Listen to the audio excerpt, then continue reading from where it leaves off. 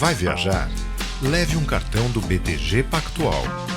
Com ele, o IOF é zero em compras internacionais. Quem espera mais de um banco merece o BTG.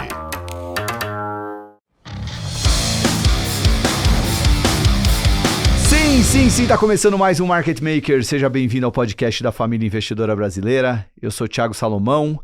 Hoje, episódio 297, vamos falar de China. E sempre que a gente fala de China, é um episódio que traz muito conhecimento, então já se prepara. Você que está dirigindo, já vai um pouquinho mais devagar. Você que está na academia, já estende um pouco mais o treino, que hoje a conversa promete ser muito interessante, muito inteligente, porque eu não tenho tenho dois super convidados aqui, o Ricardo Jeromel e o Arthur Carvalho. O Jeromel já veio aqui em algumas ocasiões, já como entrevistado e entrevistador, e quando ele veio como entrevistado, ele falou de China. Todos vocês já conheceram o trabalho dele pelo livro Poder da China, que a gente está disponibilizando a versão digital. Vai aparecer até um QR Code aqui na tela, é só você apontar o celular ou tem um link na descrição. Vale muito a pena grátis, ler o livro gratuitamente. Gratuitamente, não tem pegadinha, é no Vasco 0800, você pega e lê o livro do Jeromel. E vai estar do outro lado, junto com ele, Arthur Carvalho, que eu poderia apresentar como economista-chefe da Trust Investimentos, uma gestora de recursos. Mas o Arthur, ele já há uns 17 anos, já tem se tornado um estudioso de China. Eu não gosto de usar o termo especialista, porque é aquela coisa que a pessoa pode ficar um pouco acanhada de ouvir isso, mas de fato ele estuda a China há muito tempo, já foi para a China 14 vezes, foi recentemente, é um cara que está dentro do mercado financeiro, mas estuda com muito afinco a China. Então, a ideia desse episódio é trazer um cara como o Jeromel, que vive, tem essa vivência na China, leva empresário, já foram mais de 1.000 pessoas que ele levou para lá, com um cara que também tem esse estudo de China, mas aplicado dentro do mercado financeiro. Afinal, no fim do dia, o trabalho do Arthur ali é ajudar os gestores da Trust a fazer o dinheiro dos cotistas renderem mais. Então, como transformar isso tudo em investimentos. Então, o papo vai ser bom pra caramba. Se preparem para o conteúdo. Mas antes, aqueles recados, porque não existe podcast grátis. Nossos patrocinadores, o primeiro já está aqui na minha mão. O cartão do BTG Pactual, que eu já usava muito e agora uso ainda mais porque ele tem IOF zero em compras internacionais no crédito e no débito. Recentemente estava lá em Lima, não teve um final feliz o jogo para o Palmeiras, mas pelo menos eu não tive IOF no meu cartão. Então, com o cartão do BTG, além disso, você tem desconto no terminal do BTG, tem cashback, tem salas VIPs. Então, se você quer ter um atendimento especial nas suas viagens, você merece um BTG. E você que espera mais de um banco também merece um BTG. Tá aqui um QR Code para você ter o seu cartão Ultra Blue, bonitão aqui, e tem também o link na descrição. E também um abraço para a turma da Adapta, nossos grandes parceiros. Se você gosta de inteligência artificial e de economizar, você tem que conhecer a Adapta. É só acessar o link adapta.org/marketmakers e você vai ter acesso a mais de 15 cursos e ferramentas e modelos de inteligência artificial e uso exclusivo de 30 dias grátis. Você pode usar, se não gostar é só pedir o dinheiro de volta, tá tranquilo, sem complicação. E também nossos amigos da GlobalX. Se você quer realmente turbinar seus investimentos, você precisa olhar os ETFs fora do convencional da GlobalX ETFs. A GlobalX é uma das maiores gestoras de ETFs do mundo e especialista em grandes tendências globais como inteligência artificial, robótica, data centers, urânio, videogame e muito mais. Ou seja, com a GlobalX você diversifica a sua carteira, que é fundamental para um portfólio saudável, e entra de verdade em setores que estão crescendo e mandando no futuro. Então acesse globalxetfs.com.br, dá uma olhada nas estratégias de ETF, que são bem diferentes que tem lá na GlobalX, porque investir no futuro e de forma fácil, direto pela B3, nunca foi tão simples. E vai estar aqui também, tudo que eu estou falando vai ter um QR Code na tela, a nossa equipe trabalhando para facilitar o acesso de vocês a todo o conteúdo que a gente traz aqui no Market Makers. Bom, meus queridos, já fiz o call sobre o seu livro, Jeromel. Temos também uma The Report especial de China que a gente fez, que para quem não é assinante The Report vai ter um link aí também. Edição número 3, a gente falou muito de China, preparou uma edição super especial.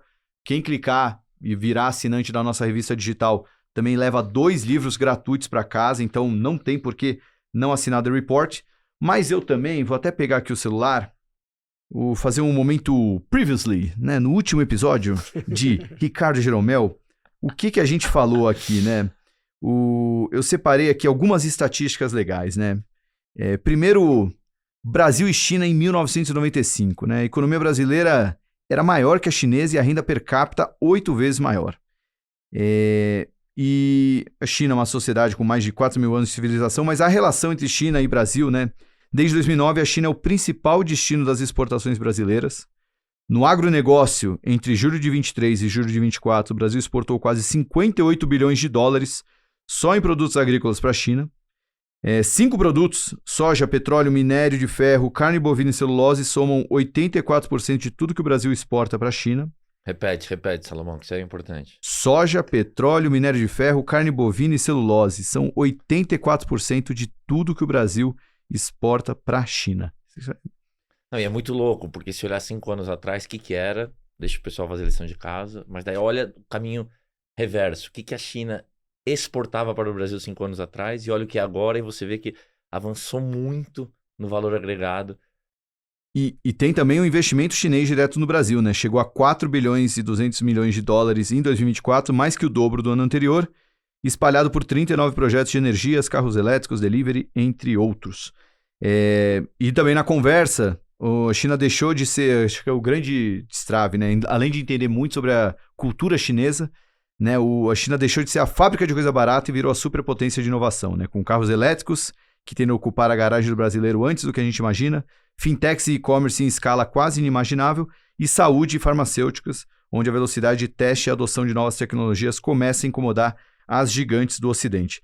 Aí tem as coisas super legais, né? A mentalidade do 996, né? Trabalhar das 9 às 9 da noite, 6 dias por semana, competir com um país com mais de 1 bilhão e 400 milhões de habitantes, onde a família encara a educação como um projeto de sobrevivência. Então, sim, a competição com a China mostra bem por que eles estão tomando tanto território aqui no lado ocidental. Mas isso tudo a gente falou no episódio passado, hoje a gente vai dar um passo à frente.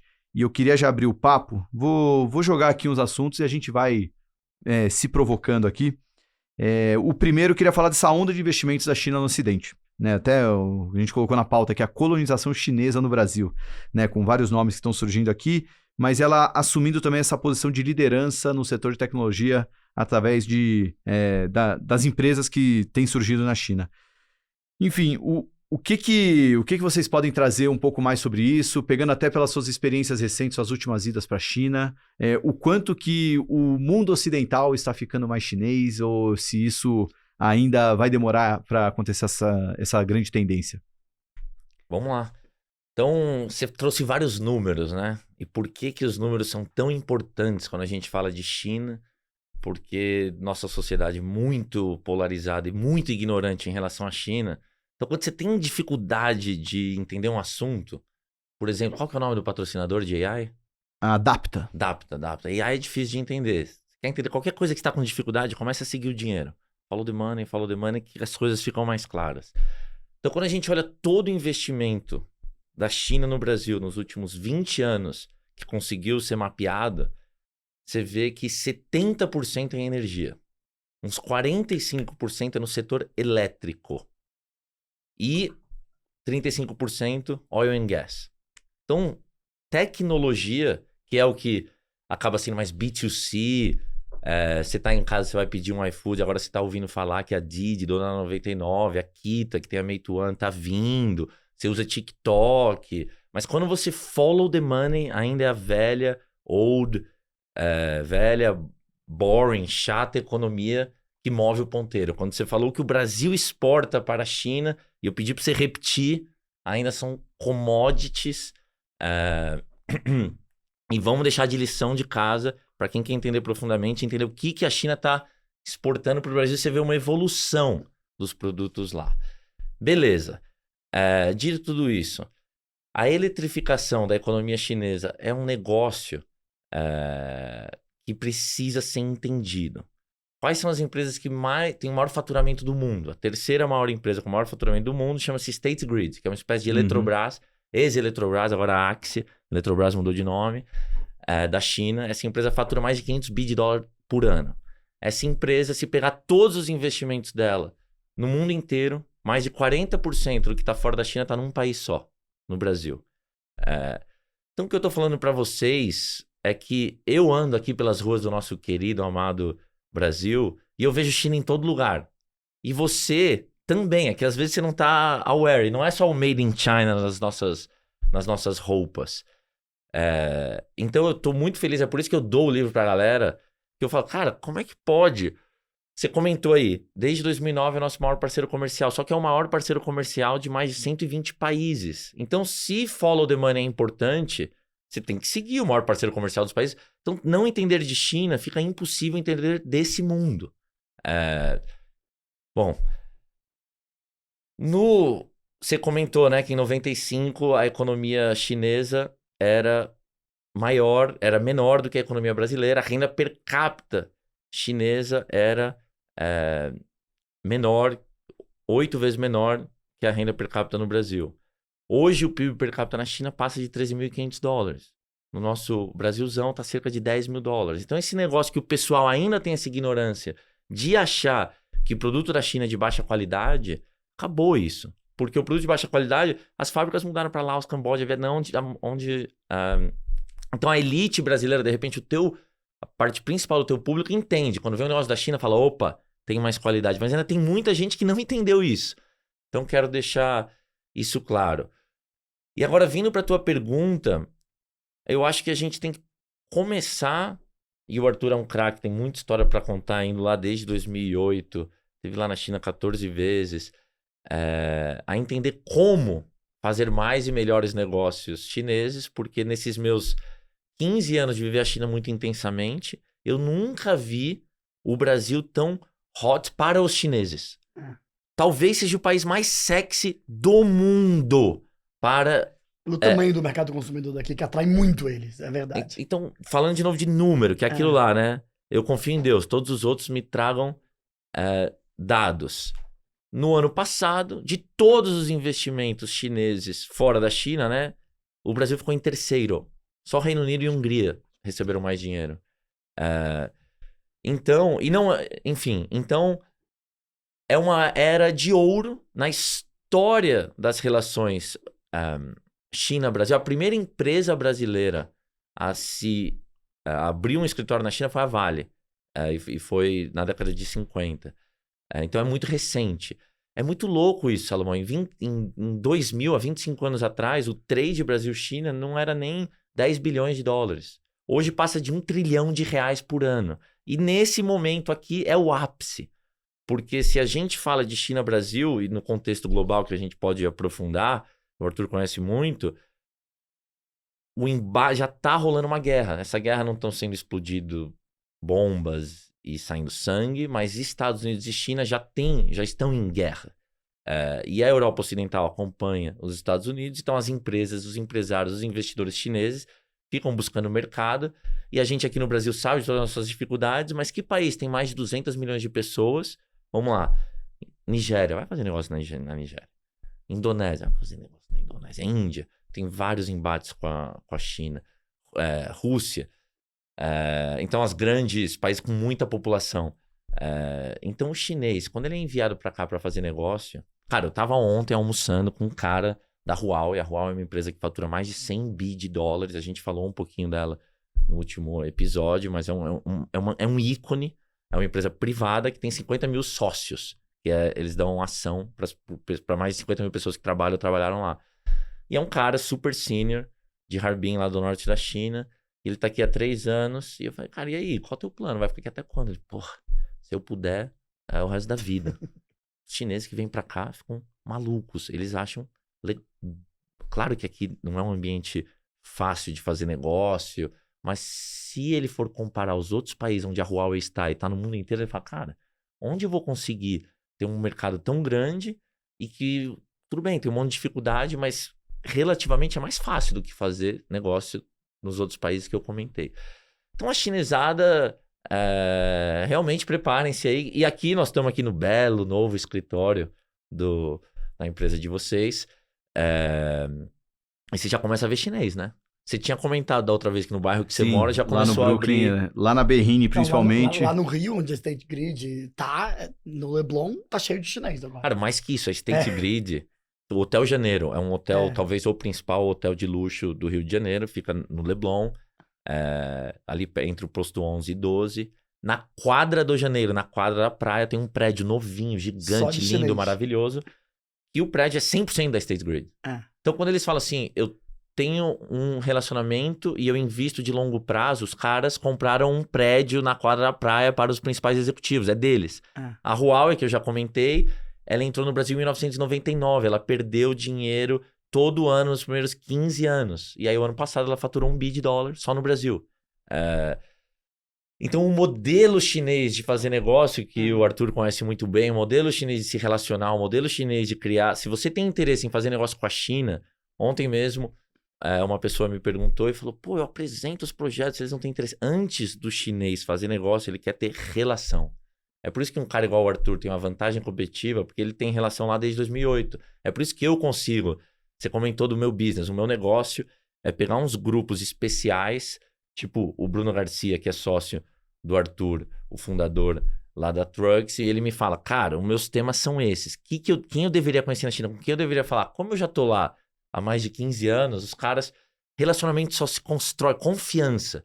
Imagina uma sociedade onde o Estado de direito ao qual a gente... Como é que é fazer negócio no Brasil? Vocês sabem bem. Todos vocês. Você já fez vários negócios. Você já me contou vários dos seus negócios.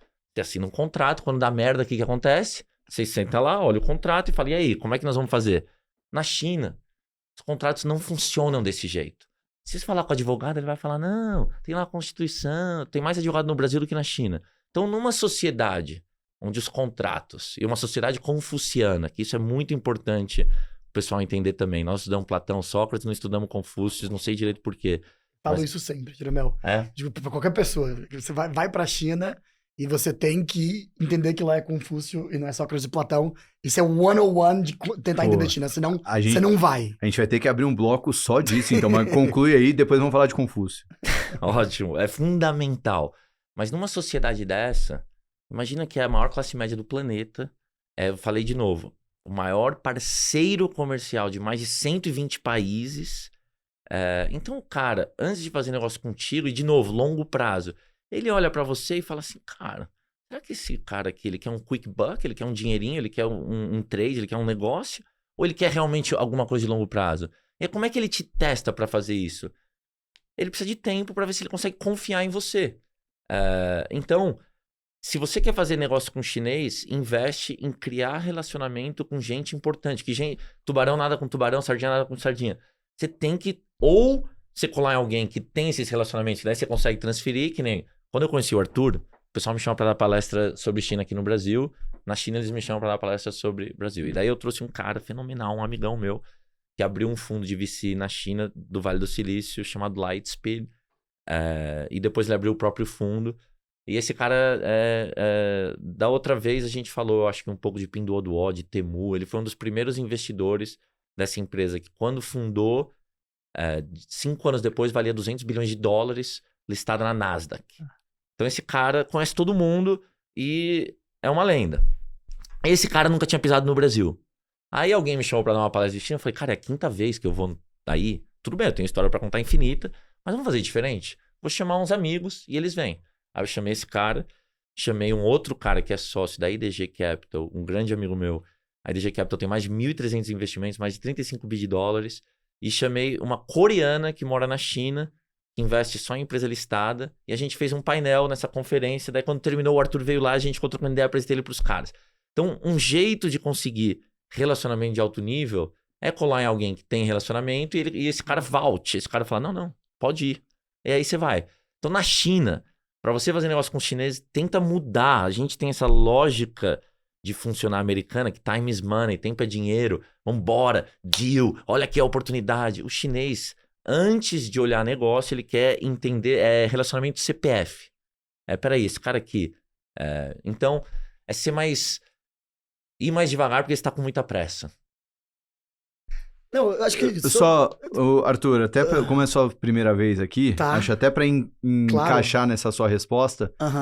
De onde veio o input para começar a estudar China? Era no lugar que você trabalhava? Porque assim, a gente já conversou com muita gente no mercado financeiro e a gente sabe que no mercado financeiro todo mundo é tarado pro conhecimento, estudar tudo, mas a gente nunca recebeu alguém aqui do mercado que é tão estudioso sobre um único assunto como a China. A história foi o Thomas Wu, que hoje em dia tá no Itaú Asset. Esse cara, vou ver hoje ele lá no evento do Itaú. O Thomas Wu, o Alexandre Maia, que é da Vista, e a Tamara, que tá no JP Morgan agora. A gente lá atrás tinha tido a crise financeira, aquele caos, o mundo derretendo, e a gente começou a pensar lá, cara, a China pode ser importante para o minério de ferro, né? Então, a única pergunta que a gente queria saber era se ia ter demanda por minério de ferro e isso podia salvar o Brasil. E aí, o Thomas é de origem chinesa, eu conhecia umas pessoas também que tinham negócio na China, o pessoal do Porto dos Santos comprava equipamento na China. A nossa primeira viagem foi a gente que montou, nós 4, cada um usou seus contatos. Mas desculpa, vocês estavam onde? Eu tava na Ativa, o Thomas estava na Ventor, ninguém tá no mesmo lugar que tava. Ah, tá, não trabalhavam juntos. A Tamara juntos. tava na Paineiras. Mas isso era quando? 2008 pra 2009, Aí. na virada, 2008 pra 2009. A crise financeira de setembro de 8, a gente decidiu que ia, e a gente foi no comecinho de 2009 ali. A gente marcou tudo lá em 2008. Entendi. Cara, e a gente foi pra lá, e eu me lembro que no avião de volta, eu e o Alexandre Maia, a gente tava sentado um lado do outro, eu tava escrevendo um relatório, eu trabalhava na Ativa Corretora, era do Sell-Side. Tava escrevendo um relatório e eu falei, cara, esse negócio vai explodir o Brasil. Vai dar muito certo isso. Era um estímulo imobiliário, crédito, um pacote gigante de crédito. E aqui no Brasil ninguém falava disso. E eu me lembro, voltei e eu fiz meu primeiro roadshow de China em 2009, na Ativa Corretora. E aí depois do Morgan Stanley, eu passei a levar os clientes do Morgan Stanley de América Latina para a China todo ano, com a ajuda do Morgan Stanley. E agora eu vou como cliente. É bem melhor, porque organizar a viagem na China... Eu tiro meu chapéu pra quem organiza a viagem na China. Organizei durante muito tempo. Logística, essa coisa de ser em cima da hora, é puxado. Mas eu acho que o mais interessante de eu ir lá desde então é porque muito dos desequilíbrios que a China tem hoje vem das escolhas feitas lá em 2009, assim. Quer dizer, a escolha de estimular a economia chinesa via real estate para tentar gerar um crescimento para substituir a demanda americana lá durante a crise americana, é que gerou a bolha que eles começaram a estourar em 2020 e que estamos até agora tentando digerir ela, tá? Que é um problema. Eu acho que o Jeromel, ele olha para a China que tá dando certo, eu concordo com ele, é um pedaço enorme da economia chinesa que era pequeno há 5 anos atrás, no China 2025, eles escolheram esses setores e nunca duvide do Partido Comunista Chinês, eles escolheram e deu certo, mas tem um bocado de problema ainda. Mas o que eu acho interessante é que eles escolheram esses setores e obviamente, por causa da crise do setor imobiliário e o que isso significa para a poupança das famílias e como as famílias se sentem, eles perderam muito dinheiro porque o preço dos imóveis cai. Eles só poupavam via imóveis, basicamente. O consumo lá está muito fraco. O que significa que todo o capex que foi feito nesses setores de EVs, bateria, painel solar e etc., tem uma capacidade gigante, mas não tem demanda doméstica, tá? Então a solução deles é exportar. Exportar muito, tá? Os Estados Unidos botou tarifa na China, a exportação para os Estados Unidos cai 8%, pro resto do mundo sobe 12%, 13%. Então o mundo todo está sendo inundado. Eu vou chegar no colonialismo chinês porque eu acho que o que está acontecendo agora é que para o mundo conseguir ajudar a China a crescer via exportações, uma economia deste tamanho, que é uma economia de 17 trilhões de dólares, está gerando um superávit de conta corrente de 4% do PIB. A gente nunca teve na história do mundo uma economia deste tamanho gerando um superávit desse tamanho, como proporção do PIB dela. Isso significa que o mundo tem que comprar cada vez mais produtos chineses. E compra porque eles são imbatíveis. É melhor porque eles avançaram na cadeia de valor agregado, é muito mais barato, parte porque eles são eficientes, parte porque tem muito subsídio também. Não vamos se enganar aqui. O partido é bom de subsidiar, as províncias adoram subsidiar. Então, por que tem 72 empresas de carro elétrico na China? Porque todas as províncias subsidiaram muitas empresas para começar, tá? Mas eu acho que o governo começou a perceber que não dá para você só viver de exportar. Então, eu acho que a China está passando por uma transformação agora, que é deixar de ser um país de PIB, que é o que você produz internamente, para ser um país de PNB. Quem estudou economia vai lembrar dessa aula da Faculdade de Economia. O PIB é o que você produz internamente. O PNB é o produto nacional bruto. Os Estados Unidos, por exemplo, tem um PNB muito maior do que o PIB, porque as empresas americanas ganham dinheiro fora dos Estados Unidos. A Vente Economia só fala do PIB, porque é o que está produzindo domesticamente. Mas para a sociedade, o PNB é mais importante. Para o S&P, por exemplo, o PNB americano é muito mais importante do que o PIB americano. Para o S&P, por exemplo, tá? E a China está começando, então, de uma certa forma, ela tem que fazer investimento nos países porque os países estão gerando um déficit em conta corrente para poder comprar os bens chineses. Como é que você tapa esse buraco do déficit em conta corrente? Você empresta dinheiro na conta via portfólio ou você faz FDI. Então, se ela não plugar os buracos que ela vai criando de balança comercial nos países todos, que cada vez compram mais produtos chineses, vai gerar uma porrada de crise de balanço de pagamento nesses países. E ela não quer isso. Então, eu acho que a visão de longo prazo chinesa é uma coisa, eu concordo muito com você, assim. Eles conseguem olhar, assim, 10 anos à frente, assim. Eu vou perder dinheiro por 10, mas aí vai dar certo. Então, eles já entenderam que para manter a demanda para os bens dela, eles precisam também dar alguma coisa em troca para não gerar convulsão social nos países e tudo mais. Então, eu acho que o push de FDI que a gente está vendo, principalmente na margem, a BYD lá na Bahia, que está fazendo uma fábrica enorme na Bahia, lá onde era a Ford, eu acho que tem um pouco a ver com essa tentativa de diplomacia through money, vamos dizer assim, mas também tentar gerar um equilíbrio para essas coisas, assim. É muito mais do que uma influência geopolítica, também é uma maneira dela sustentar o modelo... Demanda. E FDI, só até que ela sabe, é o investimento direto estrangeiro, né? Desculpa. Investimento estrangeiro direto, isso. Exatamente. Que financia, né? Então, entra dinheiro como investimento estrangeiro direto, sai dinheiro porque a gente compra cada vez mais bens chineses, né? E eu acho que é uma estratégia mesmo. Eu não acho que isso é por acaso, tá? Eu acho que faz parte de como eles veem o mundo e como vem o papel deles no mundo. E aí, como os Estados Unidos, que tá nessa relação competitiva, estratégica, alguma coisa assim, não é uma guerra, mas é uma relação competitiva, deixou um vácuo, né? America first, então não liga pra ninguém. Então a China tá ocupando esse vácuo, né? Eu gostei que você usou uma frase que ficou famosa pelo Warren Buffett, mas se adaptou à China, né? Porque o Warren Buffett falou em algum momento nas últimas conferências, né? Never bet against America, né? Nunca aposte contra a América. Você falou, nunca duvide do Partido Comunista Chinês. Nunca duvide. Desde 2008 eu aprendi isso, assim. Quando eles decidem fazer uma coisa, sai de baixo, assim.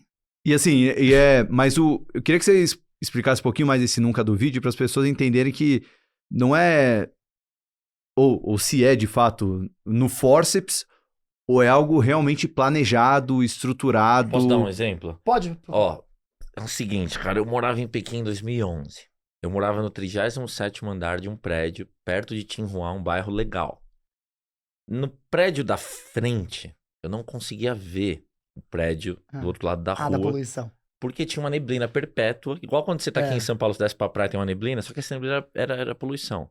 Então, aqui no Brasil, nós não precisamos entrar no detalhe de como é sério o problema de segurança. Todos nós somos emputecidos com esse problema e a gente sabe que a gente vai fazer a respeito, beleza.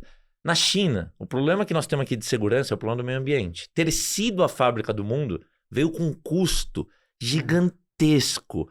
E a população é uma sociedade que ama a própria família, muito mais parecido com o brasileiro do que com o americano. Aí tem um velhinho na família, esse negócio confuciano de cuidar dos velhinhos...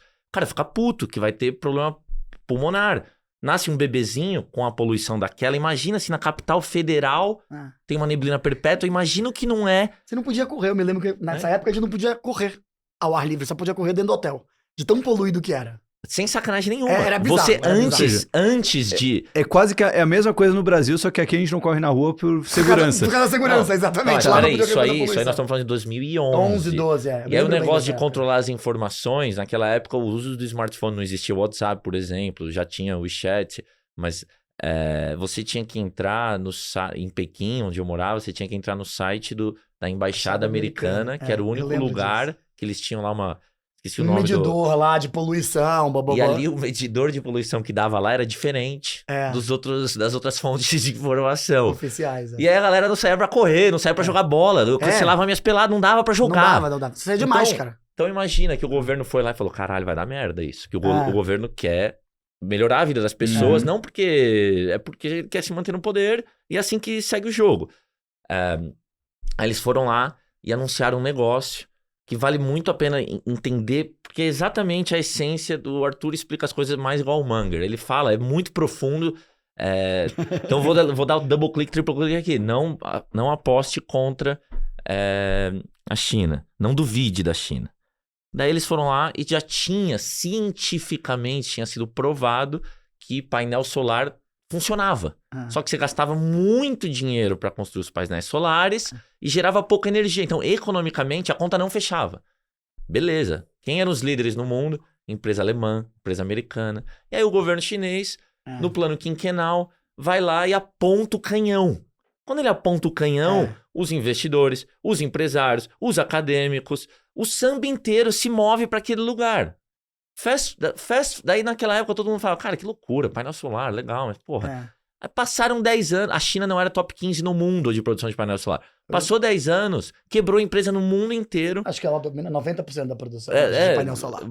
Mais de 85%, talvez vem da China. E aí, olha a loucura, Salomão, você olha as empresas, tem uma que eu sou muito amigo deles, chama Longhi, é a maior do mundo, e é uma empresa listada. Então, é listada, você tem acesso às informações. Você olha todas as empresas de painel solar, nenhuma nunca deu dinheiro. Mas daí, você fala, cara, peraí, como é que é? Então, quando ele fala o apoio governamental dessas empresas, o apoio de funding, aí você tem que double click, triple click, e daí a defesa dos caras cara, mas o Facebook nunca tinha dado dinheiro até virar a chave e começar a imprimir dinheiro. A Amazon, pro pessoal entender, né? Uber. Então, eles falam, cara, nós estamos só no começo dessa jornada. Só que nisso, o mundo inteiro quebrou empresa no mundo inteiro. Agora, o Unity Economics faz sentido. Você vê painel solar em todo lugar. Então, essa mesma lógica que eu trouxe aqui do painel solar, porque começou lá em 2009, e agora a gente já está vendo o resultado, tem mais de 100 montadoras. Não é que tem 100 marcas de carro, tem mais de 100 montadoras. Não são todas que são listadas, algumas são. Você vai lá, dá um double click. É a mesma lógica. Longhi, como se escreve? L-O-N-G-I. GI, tá. Mas tem todas as maiores do mundo são chinesas e nenhuma dá lucro. Tem uma província que é sul de Beijing, que o governo tá tudo... A produção é muito concentrada lá, ali no sul de Beijing. Acho que exatamente por causa da história da poluição lá do norte, né? Eu tava lá agora, conversando com um especialista em energia elétrica, agora em setembro. Ele falou que a província, para gerar demanda, para comprar os painéis das fábricas que estão ali, para manter todo mundo empregado, então... Imagina o governador da província, tá? Ele tá pensando, eu quero que a pessoa esteja empregada, então tem que ter demanda para comprar painel solar. Ele fez um programa de estímulo para você botar painel solar na sua casa. Uhum. E aí todo mundo comprou, então todas as casas agora têm painel solar no topo das casas.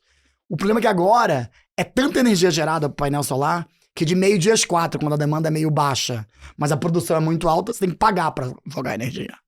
Tá? Então assim, em vez de você receber dinheiro para jogar energia no sistema, você tem que pagar para jogar energia. Então a China... Com essas coisas do estímulo que eu acho fascinante, que eles sempre ganham, mas quando o governo faz esse tipo de coisa, ele sempre gera problemas aqui e ali de excesso. Mas então é uma coisa que você vai sempre ver na China. Tudo acontece, mas tudo tem excesso também, especialmente nas coisas que o governo estimula. Desculpa, Salomão. Não, é só porque é um problema parecido que a gente teve no Brasil também, essa questão do painel solar, né? A gente trouxe até recentemente o CEO da Copel, e ele tava... O Daniel estava aqui? Daniel Slaviero veio aqui, uma baita aula, e o trecho mais legal da entrevista foi quando ele explicou em detalhes porque o Brasil corre um grande risco de ter um apagão, que é justamente por causa do descasamento. Exatamente. Mas aí o que a China tá fazendo? Que o mundo inteiro tá indo lá, o mundo inteiro, e eles vão ser líderes, já são e continuam sendo, as tais das baterias. É, a bateria agora.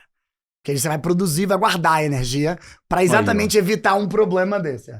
Não, eles estão anos-luz na frente do resto de todo mundo pra bateria. É impressionante. Eles vão estocar o vento, Salomão. Vão estocar o vento. E a Dilma já tá lá perto, então já tá... A Dilma tá lá em Xangai, né? Então... Ela tá lá. Mas, cara, quando a gente fala disso, de novo, vou vir vamos lá pro mais alto nível. O que acontece? Imagina uma sociedade, a China, se você olhar a emissão de dióxido de carbono, a China representa mais de 31% de tudo que polui no mundo vem de um país só da China. Os Estados Unidos é menos da metade em porcentagem. Então o mundo inteiro olha e fala, peraí, vocês são líderes em transição energética? Que piada é essa? Salomão, você vê lá o trânsito que o Arthur pode te contar em detalhe, que é um desafio muito grande de organizar os roadshows lá, que você tem que pensar bem.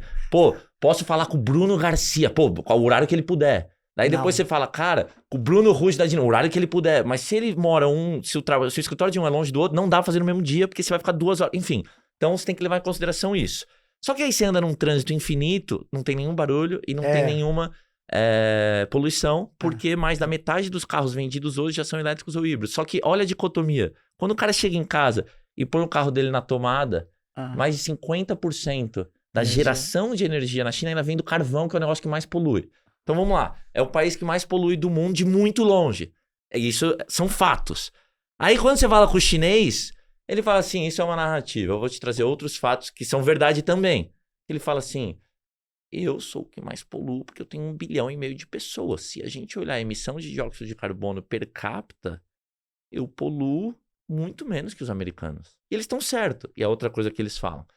E você quer saber? Eu tô catching up. Eu tô me atualizando. Se a gente olhar nos últimos 100 anos, eu tô muito, muito, muito atrás. E aí o Xi Jinping vai lá e lança e repete e triplica. Que às vezes os planos quinquenais deles, às vezes eles mudam. Por exemplo, a gente pode falar de futebol que você ama, que mudou o plano oficial nacional, com metas e KPIs, e acabou esse plano. Mas beleza, esse aqui não mudou ainda, ele já repetiu e tá indo e vai rolar.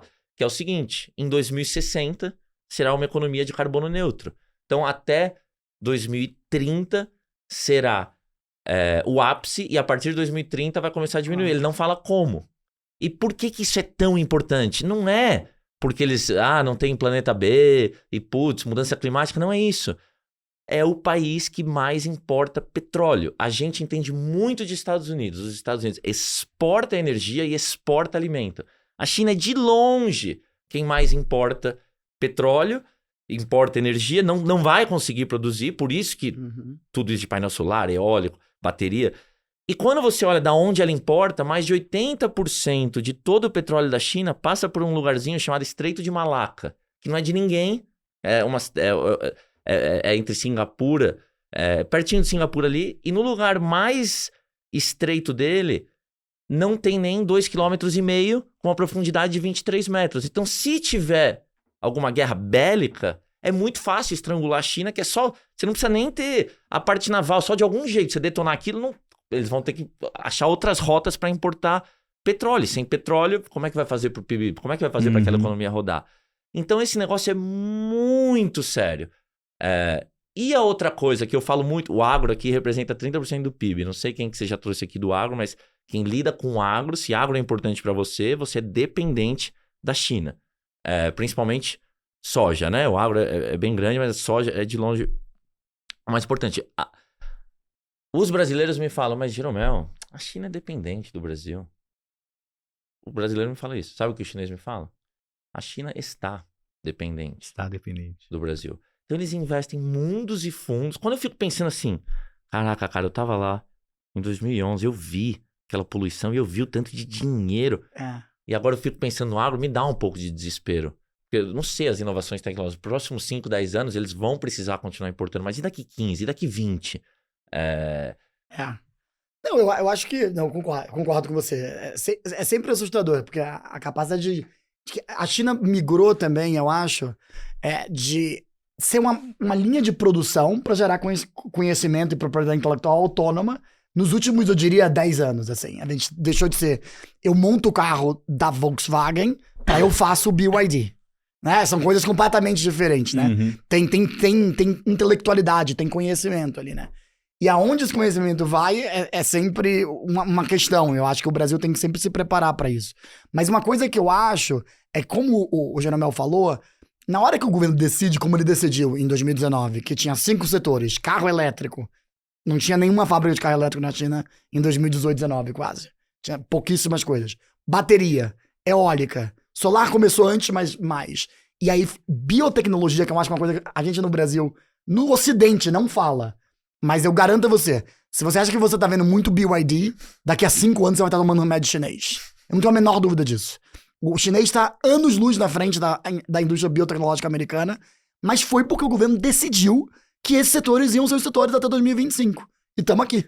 Todo mundo tem um BYD passando do seu lado, ou você tem um próprio BYD. Então, é por isso que eu digo, nunca vá contra o Partido Comunista. Cara. Porque sempre eles conseguem entregar. De novo, eu não quero parecer que eu tô, sou fã do partido. Gera bastante desequilíbrio. Essa parte da economia que tá dando certo na China, eu diria que hoje deve ser o quê? 15, 20% do PIB chinês. É a parte que tá dando certo, que é exciting, que o Jeromel adora levar o pessoal lá pra ver e tudo mais. Mas tem 80% do PIB chinês que só gera deflação, não tem consumo doméstico e tem uma quantidade enorme de dívida das construtoras e das províncias que está sentada no sistema bancário chinês por causa do excesso que foi gerado entre 2009, quando eu vi lá a primeira vez o primeiro estímulo, até 2020. Então, tem problemas também, tá? Assim, esse direcionismo do Estado chinês faz funcionar e torna eles muito competitivos, mas gera excessos ao longo do caminho. E como ele vai digerir esses excessos, eu acho que é o grande desafio chinês. Como é que é na prática o equilíbrio disso? Porque a gente tá falando de 20 e 80. 20 que tá gerando... Tá puxando a China e 80 que tá puxando para trás. Como é que é na vida das pessoas? Assim, há uma sensação de bem-estar por causa desses 20%? Ou há um certo descontentamento, há um certo desconforto por causa desses 80%? Vamos lá, Salomão. Imagina a vida do chinês, cara. Nós somos da mesma geração. Eu nasci em 87. Cara, a nossa geração foi a primeira a não passar fome. Eu acho que a nossa ignorância com a China é tremenda, que para entender o chinês, a gente precisa de um contexto histórico. Não preciso dar aula de história, contar a história da China e todos os imperadores, mas a gente precisa entender a história contemporânea da China. Vou tentar ser o mais breve possível. Mas imagine que é o povo mais nacionalista que eu conheci. Disparado. É uma coisa disparado, maluca. Eles são muito, muito nacionalistas. Cara, eu tava com um cara ontem que tava com o dedo machucado. Aí, pô, resenha, você vai almoçar com alguém, né? E aí, machucou o dedo jogando basquete? Porque na China, o esporte número 1 é ping-pong, só que a NBA Finals, que pode ter 7 jogos, é mais assistida na China que nos Estados Unidos. É um baita case, Harvard Case Study, que na década de 80 a NBA começou a pegar dinheiro de cada um dos clubes, ir lá na China construir quadra e educar o povo, ir ensinando, e hoje você vê os resultados. Aí eu comentei com o cara, e a gente começou a falar de futebol. Você gosta? Ele falou, cara, o chinês gosta. O mundo, ele me falou, e eu já ouvi isso várias vezes. O Arthur sabe disso. Você chega lá e você pergunta pro taxista, você vai trocar ideia com o taxista, e o cara fala, você é da onde? Ele fala, Baxi é Brasil em chinês. O cara fala, Ronaldo. Porque quando ele ganhou aquela Copa de 2002, foi na Ásia. E aí o cara falou pra mim, e eu já ouvi isso 1000 vezes, ele falou, cara, o mundo não entendeu que o chinês gosta de futebol. É que a nossa seleção é tão ruim, tão ruim, tão ruim, que quando a gente perde do Japão, do Vietnã, de Camboja, da Tailândia, nossa população fica puta. A hora que a seleção melhorar, o mundo vai acordar e falar, porra, como o chinês gosta de futebol. O cara gosta, você vê, o campeonato chinês tá rolando ainda. Saiu agora Renato Augusto, Oscar, Hulk, não tem. Antes pagava igual a Arábia. Teve uma janela que eles contrataram mais que EPL, que é a English Premier League, que é a Premier League do campeonato inglês. Sim. Agora acabou essa era. Mas você vê lá, os estádios estão lotados. Bom, tudo isso para te falar então, dado que você perguntou como é que é a vida do chinês, então o cara de 87, da nossa geração, foi o primeiro ser humano que não passou fome. Só que ele foi educado por um pai, ou por uma mãe, ou por um avô, porque o pai e a mãe foram trabalhar e deixavam ele com os avós, ou por um vizinho, ou por um tio, que todos passaram fome. No começo da década de 80, mais de 88% da população chinesa não era pobre, era miserável, vivia com menos de $2 por dia. Eu tava ontem de noite com um cara que foi pra China em 97 e falou, cara, China pra mim, foi a última vez que ele foi, é a única. Ele falou, quando eu vi Pudong, eu tô louco, Salomão, pra te levar pra China, que eu quero estar do teu lado em Xangai. Eu tenho inveja. É inacreditável, Pudong. Eu tenho inveja de quem nunca foi pra Xangai. Inveja. Porque a primeira vez que você Vamos acabar com isso em 2026. Cara, é uma viagem ao futuro. É futurista. Esquece Nova York. Eu acho do caralho. Eu morei 5 anos em Nova York, onde eu conheci minha mulher. Sou muito grato. É uma cidade incrível. Mas a China é uma... E aí, você vê as imagens em rede social, eu sei o que você pensa. Você fala, pô, mas eu conheço um monte de gente muito feia que nas redes sociais são muito atrativas. Deve ser isso aí. Cara, é inacreditável. Salta o olho nu. Mas em 97 era um bando de construção que você falava, cara, isso daí... E daí, quais são os excessos que o Arthur comentou bem? É cheio de cidade fantasma. Tem um lugar lá do lado de Pequim, mas do lado, chama Tianjin. Você pega um trem-bala... Aliás, mais de 70% de todos os trem-balas do mundo estão num país só. E é incrível andar de trem-bala. Você tá proibido de pegar um avião dentro da China. Vai de trem-bala. Daí você vai vendo a chinesada. Uma coisa que me marcou, que essa eu vou contar pros meus netos, cara. Isso me marcou muito. Pô, eu passo muitos anos de China. Eu tava em Pequim no dia daquela comitiva que todos vocês devem ter ouvido falar, que o Xi recebeu o Putin, recebeu o Kim da Coreia do Norte. Teve Foi ano passado agora. Foi esse ano, não? Foi esse ano. Foi esse ano. Foi esse ano. E aí, por algum motivo, eu tava com um grupo lá, organizando esses meus roadshows. E no momento da parada, a gente tava dentro de um trem-bala de Pequim para Xangai, que são 4 horas e meia mais ou menos. O trem-bala vai a 350 km por hora e você vai vendo a infraestrutura do país. Muita gente, eu gosto de fazer a mesma pergunta, o que você mais gostou? Muita gente me fala, cara, aquela viagem de trem, que daí a gente vai trocando ideia entre nós. Eu ia até falar isso, o Benvenuti, o Maurício. Maurício Benvenuti da Startse, eu lembro uma coluna que ele escreveu sobre a China, o que mais chamou a atenção foi esse trecho sobre a viagem. E esse trem para em alguns lugares, não é que ele vai de Pequim para Xangai, ele para em algumas cidades, e aí quando ele para, você pode pedir McDonald's, Subway, várias marcas chinesas, e eles têm um delivery, que igual as pessoas entram no trem, entra um carinha lá e te entrega o sanduíche quente, enfim. Tipo um 99 Food ou iFood, sei lá, tem isso mesmo. É uma loucura. É muito maluco, é muito diferente. Mas qual que é o ponto? Essa cidade de Tianjin, você vai lá, tem uma mini Manhattan. Você chega... Manhattan, prédio... Tamanho de Manhattan mesmo. É igual perto de onde você mora, estamos aqui na Faria Lima. Esses prédios desse tamanho, você anda lá qualquer dia da semana, ela é fantasma. Ninguém. Não tem ninguém. E igual essa, tem várias. Então, se você quiser olhar o copo menos cheio da China, é muito fácil também. E ele existe. Mas o povo chinês, ele pensa assim... Cara, imagina uma sociedade que de 1990 a 2019 não teve um trimestre de contração do PIB. Nem um trimestre. Tudo bem, o chinês dá uma camuflada nos números, diminui um pouco. Mas sempre cresceu, eu concordo. Negativo a gente nunca teve.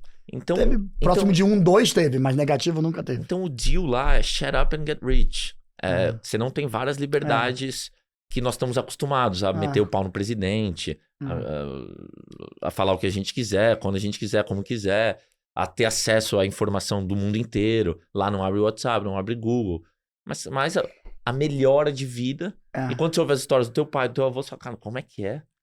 Então tem que ter esse contexto também. Eu acho que... 2 pontos que eu queria fazer sobre isso, porque eu acho que complementam bastante o que você tá falando, Jeromel. Acho que o primeiro ponto é que esse ano o mercado de equity subiu lá na China, muito. É um dos melhores mercados do ano. E isso, de alguma forma, é algum veículo de poupança que gera um efeito riqueza que é não desprezível para a elite chinesa. Então, ano passado... Chinês investe em bolsa lá. A elite principalmente investe. Assim, o ano passado, quando eu fui lá, a economia tava melhor...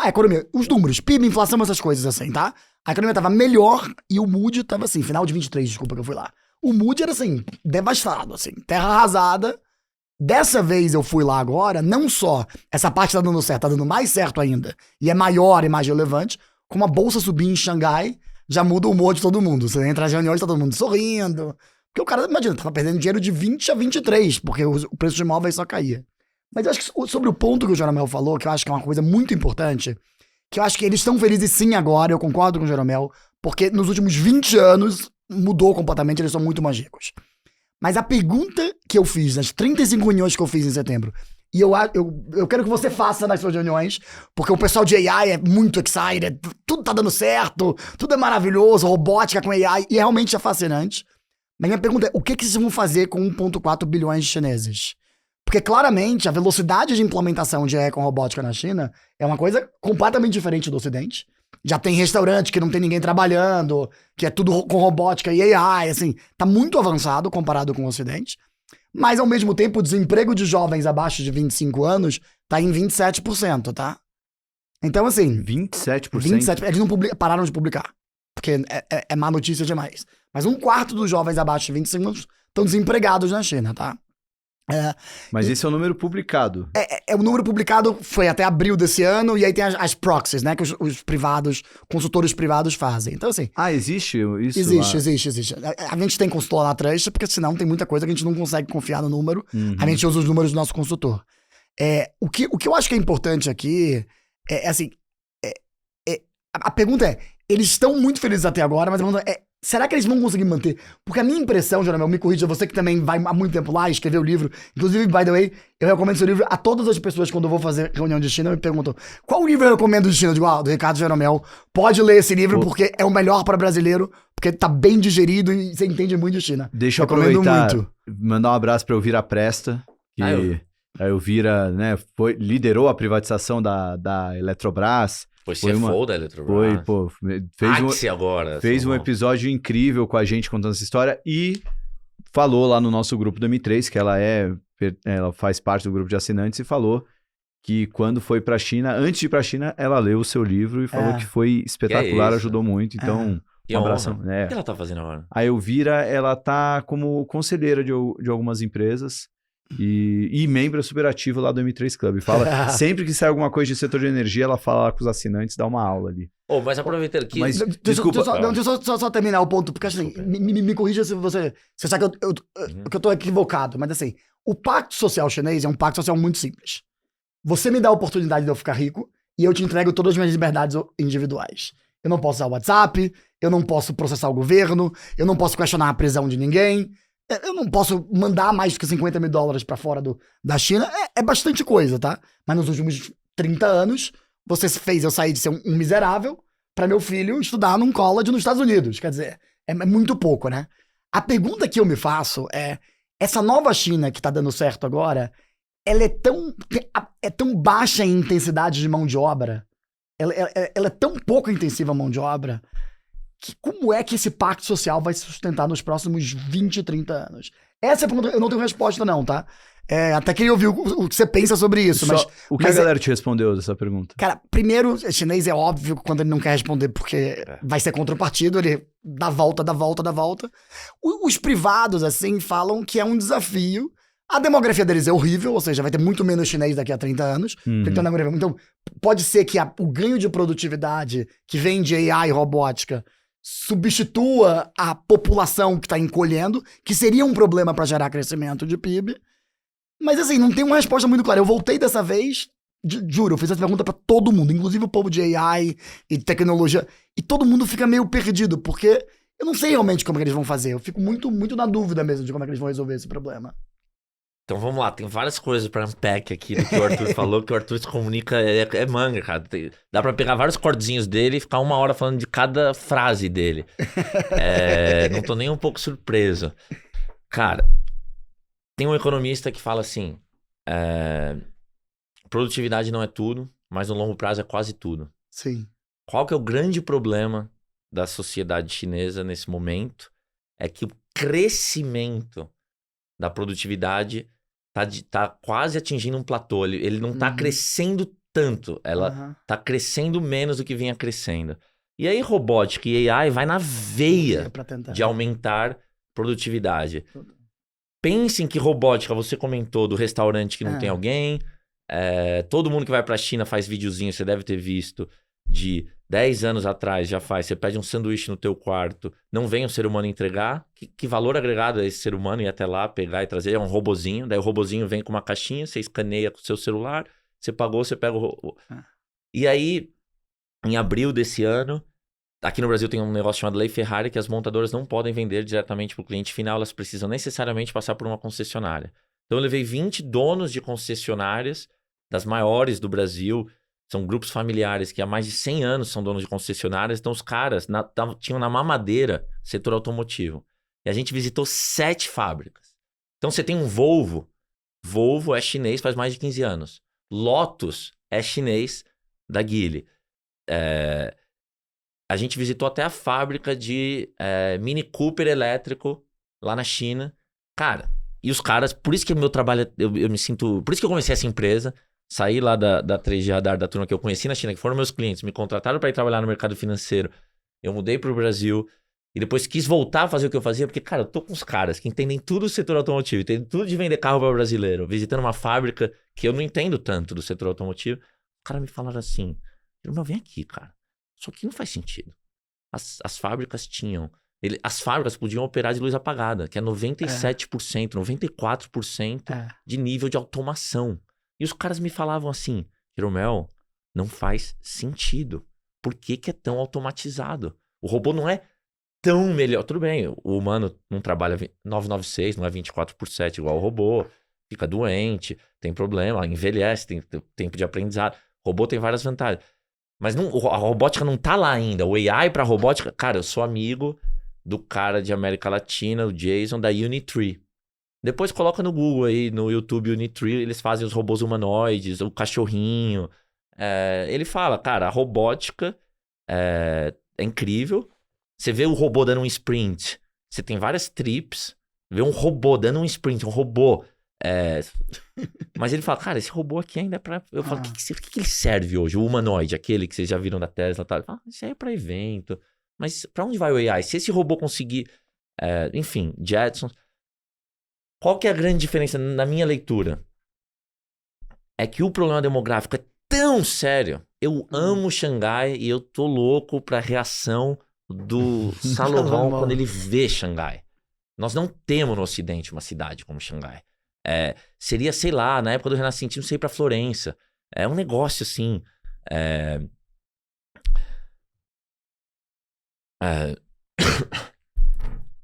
Até fiquei emocionado de pensar em Xangai. Mas pensa que em Xangai, a taxa de fertilidade... O que é a taxa de fertilidade? Para a população se manter estável, ela precisa ser 2,1. Na China, da década de 60, chegou a bater 6,6, que era uma sociedade rural, você tem mais filhos, seus filhos produzem mais, vocês sabem como é que é. Eles lançaram a política esdrúxula, bizarra, de filho único. Em 1980, foi o Deng Xiaoping que lançou aquilo. É um negócio que você pensa no mal naquilo, que aquilo é uma loucura. E a população coletivista, vamos fazer o que é bom para todos, seguiu até 2016. Só que agora, em Xangai, que é uma cidade, a minha cidade favorita no mundo, é 0,7. A taxa a idade média de quem casa é 37 anos. O governo acabou de mudar um monte de lei do que acontece quando se separa. E esse negócio do confucionismo, o cara que casa, ele é responsável por cuidar dos pais dele, dos pais da mulher. Ele vai ter filho, porque ter filho é um negócio... não é só pressão social, o cara quer, o ser humano quer, é a sociedade lá, é a cultura. Não, é a permanência da civilização chinesa também. Então, do nacionalismo, que ter filho é parte de você perpetuar a civilização chinesa. Tem uma coisa muito louca nisso também. Então a China tem mais robô instalado hoje na China do que no mundo inteiro somado. Então esses robôs que têm contato com nós no dia a dia ainda são meio estúpidos. Tem robô lá que fica fazendo sorvete, mas é meio besta. Só que você vai nas fábricas... É surreal. E por que tem tanto robô? Porque eles viram que a demografia fudeu. Daqui, a aposentadoria média lá na China, isso é um negócio que é muito pouco discutido, é 60 anos para homem, 55 anos para mulher. Cara, deu 55 anos. Tem um monte de amigo, que é meu amigo há 10 anos, que o cara trabalhava numa estatal lá, o Partido Comunista Chinês tem mais de 100 milhões de membros, bate uma idade lá, o cara fala, cara, fui aposentado. Ele ganha dinheiro, a cabeça do cara tá voando e o cara se aposentou, saiu do game. É outra... dinâmica. Então o governo chinês fala, cara, tenho que socar robô e AI porque vai faltar gente. E aí, então não quero mascarar e falar, então é puramente de produtividade. Não, mas eu entendo o seu ponto. Eu entendo. Eu ouvi isso de várias pessoas lá, Jeromel. Mas obviamente pode ter um desencaixe, porque não é perfeito, assim. Você não vai, tipo, enquanto as pessoas vão envelhecendo, se aposentando, aos poucos o robô vai substituindo e é suave e perfeito. Eu acho que a gente tá vendo, principalmente nos jovens, abaixo de 25 anos, a gente tá vendo um problema, inclusive parte do problema de natalidade, é porque ninguém casa mais, porque muita gente não tá conseguindo emprego abaixo dos 25 anos. Então assim, era esse ponto que eu queria chegar mesmo, porque as pessoas casam tarde, porque não tem emprego. A taxa de natalidade também tá baixa, mas se o cara não tem emprego, ele não vai querer casar. Não vai querer casar, exatamente. Então assim, as coisas estão amarradas. Então eu acho que o plano, vamos dizer assim... O plano master, master é uma péssima palavra. O plano... o plano lá de cima, como você falou, né? Me parece que é esse, eu concordo. Quer dizer, eu preciso de robótica e AI, porque eu não vou ter gente pra manter o meu ritmo de crescimento e levar a civilização chinesa à glória que eles merecem, que eles pensam nisso, né? Como foram gloriosos por 4.000 anos, os últimos 100 são um soluço na história das dinastias chinesas, né? É impressionante. Mas meu ponto aqui... tem potencial de ter, sim, uma questão social, assim, sabe? De você, desse encaixe não ser tão suave, porque o AI robótica tá andando tão rápido que talvez pegue essa geração do que tá com 25 agora, até os 35 deles, e essa geração é uma geração meio perdida ali, sabe? Uma geração que foi substituída sem ter tido chance de gerar riqueza pra eles. Desculpa. Vou dar um double click aqui no que o Arthur tá falando. Talvez um dos principais pontos de instabilidade da sociedade, que é o seguinte, eles pararam... O que é desemprego? Desemprego não é quem tá trabalhando, é quem tá procurando emprego e não encontra. Isso é uma definição importante. Quando falam de 27%, na China não dá para saber, mas o que aconteceu? É muito louco. Quando veio a pandemia, o lockdown, eu sou tão sortudo que eu saí da China em janeiro de 2020 para mudar pro Rio de Janeiro. Aliás, vou fazer um parênteses aqui.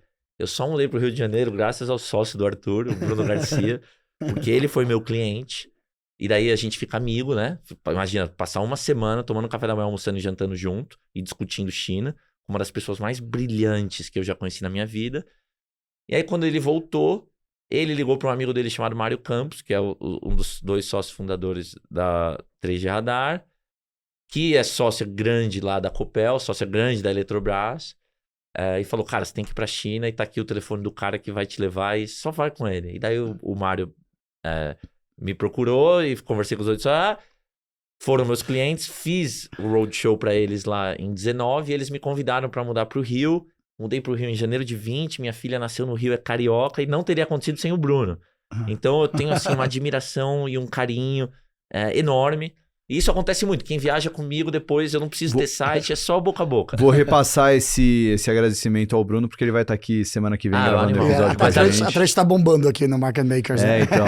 Foi o Bruno e o Vlad vêm juntos pra falar. Cara, assistam, cara. O Bruno é absurdo. E ele é difícil, porque ele... Não, se você acha que eu falo muita coisa, o Bruno é 10 vezes pior, porque é muita coisa numa frase só. E vão ser... o pessoal tem costume de ouvir os podcasts no player acelerado. Bruno Garcia, eu faço esse desafio. Quem conseguir ouvir não dá, o Bruno Garcia no player acelerado... Tem que ser 0.8, na verdade. E absorver tudo. Não, e ele é dos caras mais curiosos, cara. Porque ele vai muito a fundo. Então, dado esse parênteses, então uma gratidão do resto da minha vida. Mudou minha vida. Muita gente teve um impacto e me ajudou muito, mas o Bruno, eu sou muito grato. Então, o que o governo fez quando veio o lockdown? Quando veio o lockdown, o pessoal não podia sair de casa, vocês devem ter ouvido falar, mas arrefece a atividade econômica, começa a impactar no bolso. Cara, começou a aumentar o número de membros do partido, do exército. Aumentou muito vaga pro exército. Aumentou muito a oferta de pós. Porque se o cara tá estudando, o cara foi pro exército, não tá desempregado.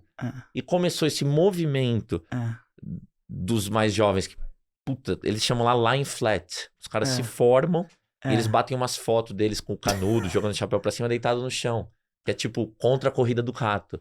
Tem um lugar lá chamado Dali, que eles começaram a chamar de Dalifórnia. Lá na China não existe droga. Sabe o cheiro de maconha? Você vai pra Califórnia, você sente... Não precisa ter um nariz desse tamanho. Você sentir o cheiro de maconha. Nova York agora também. Eu acabei de vir de Londres, tá assim. Na China você não vê droga. Não existe.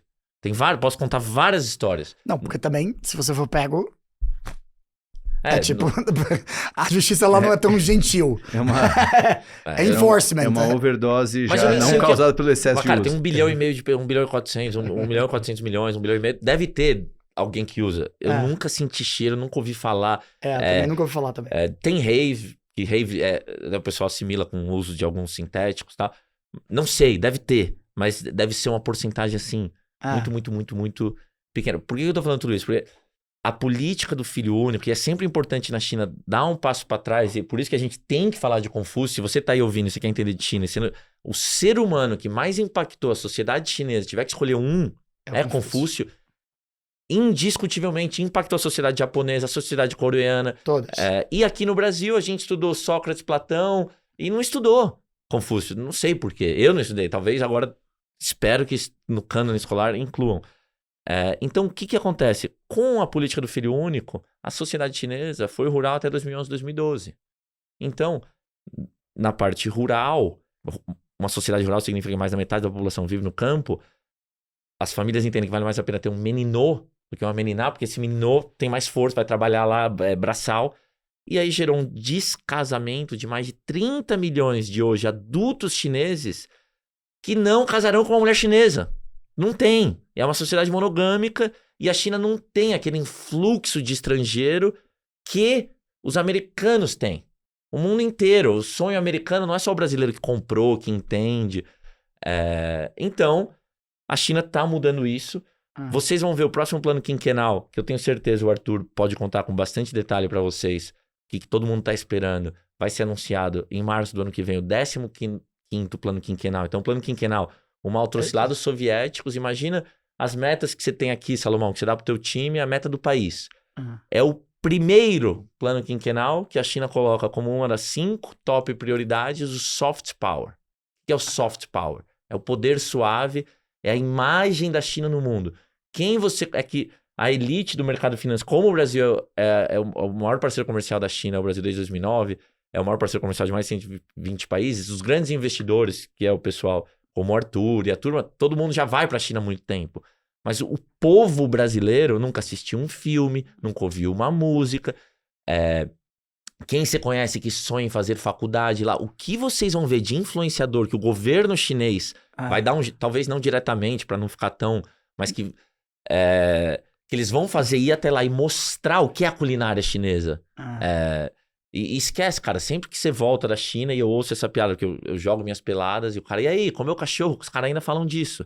Tem uma parte da China que sim, é um negócio cultural que come, mas é uma parte pequena. Só que da onde vem esse negócio de comer cachorro? É que na década de 80, que é ontem, não tinha comida. Era proibido ter pet, porque como é que você vai ter um pet se teu vizinho tá passando fome? Não pode. Então daí que vem, os caras não tinham que comer. Então, a ignorância com a China, o governo chinês fez uma cagada. Eles fizeram várias cagadas, mas uma delas se tornou a segunda maior economia do mundo sem investir no poder suave. Como os coreanos estão fazendo tão bem. E agora, eles perceberam o poder que isso tem. Então, se prepara. Jeromel, primeiro começa com um carro, depois vem o soft power. Os coreanos chegaram aqui com as montadoras. Primeiro vem os bens, bens mesmo. Depois vem o soft power. Os coreanos são a prova total. O Japão também já foi isso. Primeiro veio a Honda, depois veio o soft power japonês. Então, assim, eu acho que é natural, assim. Como eu disse que a gente vai tomar remédio chinês, a gente também vai assistir muito seriado chinês, vai ouvir música pop chinesa, vai ouvir muita coisa. Eu tenho um amigão, que você tem que conhecer, que ele é lá da Live Mode, que é a empresa que toca a Casé TV. E esse cara, com a esposa dele, eles amam viajaram o mundo inteiro. Quem é o Léo? É o Felipe Tebet. É o sócio do Léo, É a turma. Mas quem me apresentou foi o Edgar, que foi o fundador do Esporte Interativo, vendeu pra Turner. Ele me apresentou que quando eu chegava aí no Rio, eu gostava de futebol, que todas as reuniões que eu fazia, eu falava, ei, eu quero jogar bola. Me arruma uma pelada. Eu fui jogar umas 50 peladas. Aí finalmente eu achei uns malucos, Salomão, que você vai pro Rio, eu vou te levar na minha pelada. É de segunda, quarta e sexta, 6h30 da manhã. Janeirão, tô lá. É então, 6h30? Cara, 6h30 da manhã. Eu tô organizando uma pelada aqui em São Paulo, 6h30 da manhã. Aí. Eu tô precisando de quarto, tá faltando umas 6 pessoas só. Quem estiver ouvindo e mora em São Paulo, quer jogar uma bola, avisa aí. Esse horário não tem desculpa. E quem estiver ouvindo e quiser jogar no Rio, é competitivo. Porque eu já treino às 5h30 da manhã, futebol. Então a pelada seria depois do treino. Então, mas desculpa, voltando esse cara foi passar turismo na China, gostou tanto. Ele e a mulher, turismão, férias, fazer lá o que eles gostam de fazer. Foi para Pequim, Xangai, e depois, próximas férias, quiseram explorar Chongqing, Chengdu e fazer coisa turística na China. Eu que rodei aquilo tudo, eles foram para os lugares lá que eu nunca fui. Então, é uma sociedade de mais de 4.000 anos de civilização. Então, já começou esse movimento. Já. E esse movimento, cara, quanto dinheiro os árabes não investem para trazer Fórmula 1 para lá, para tentar ganhar dinheiro de turista, que é um dinheiro... maravilhoso. Aliás, um outro parênteses, eu tava ontem, vocês já ouviram falar do Instituto Semear? Os parques nacionais, a gente conhece mais parque nacional dos Estados Unidos que do Brasil. Cara, Foz do Iguaçu, Lençóis Maranhenses, Inhotim entra como um parque, tem tanto lugar legal que isso pro mundo pode ser um veículo. Então, turismo a gente esquece, porque o que acontece na China? Outro problema muito grande, consumo. É a sociedade que mais savings, mais economiza do mundo. Nenhuma sociedade piorou depois da pandemia. Estão poupando mais na margem depois da pandemia. Sim, mas eles são os maiores poupadores do mundo, sem dúvida. Ninguém poupa tanto. Então agora o governo começou a fazer o seguinte. Porque na China é uma falácia, tá? Achar que os caras trabalham 24/7, que não tem feriado. Os caras que o Arthur vai fazer reunião lá, da elite chinesa intelectual econômica, os caras... já não trabalham tanto de final de semana, já respeitam os feriados. Aí o governo começou a fazer um negócio muito louco que me complica muito para organizar os roadshows, que assim, vai ter um feriado de, sei lá, sexta. Ele fala assim, então, ninguém vai trabalhar quarta, quinta e sexta. Ô, louco. Pra ir pra estimular consumo doméstico. Entendi. Isso é uma estratégia de estimular PIB mesmo. Aí o que ele faz? Ele fala, então, você não vai trabalhar quarta, quinta e sexta, sexta é feriado, mas essa quarta e quinta você vai me pagar. Você vai trabalhar um sábado, um domingo. Então, o conceito de semana lá é bem diferente do que Entendi, então por acostumado. vários momentos do ano podem ter sábados que não são sábados, domingos não são domingos. E daí eles dão o week-long vacation.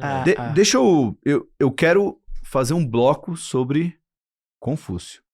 Mas antes eu fiquei com uma dúvida, uma pergunta até que uma sociedade de 4.000 anos, mas pelo que vocês me falaram, me passou a impressão que essa política do filho único talvez tenha sido a pior decisão da história da China. Né? Mas como a gente tá falando de um país de 4.000 anos, pode ter tido coisas piores.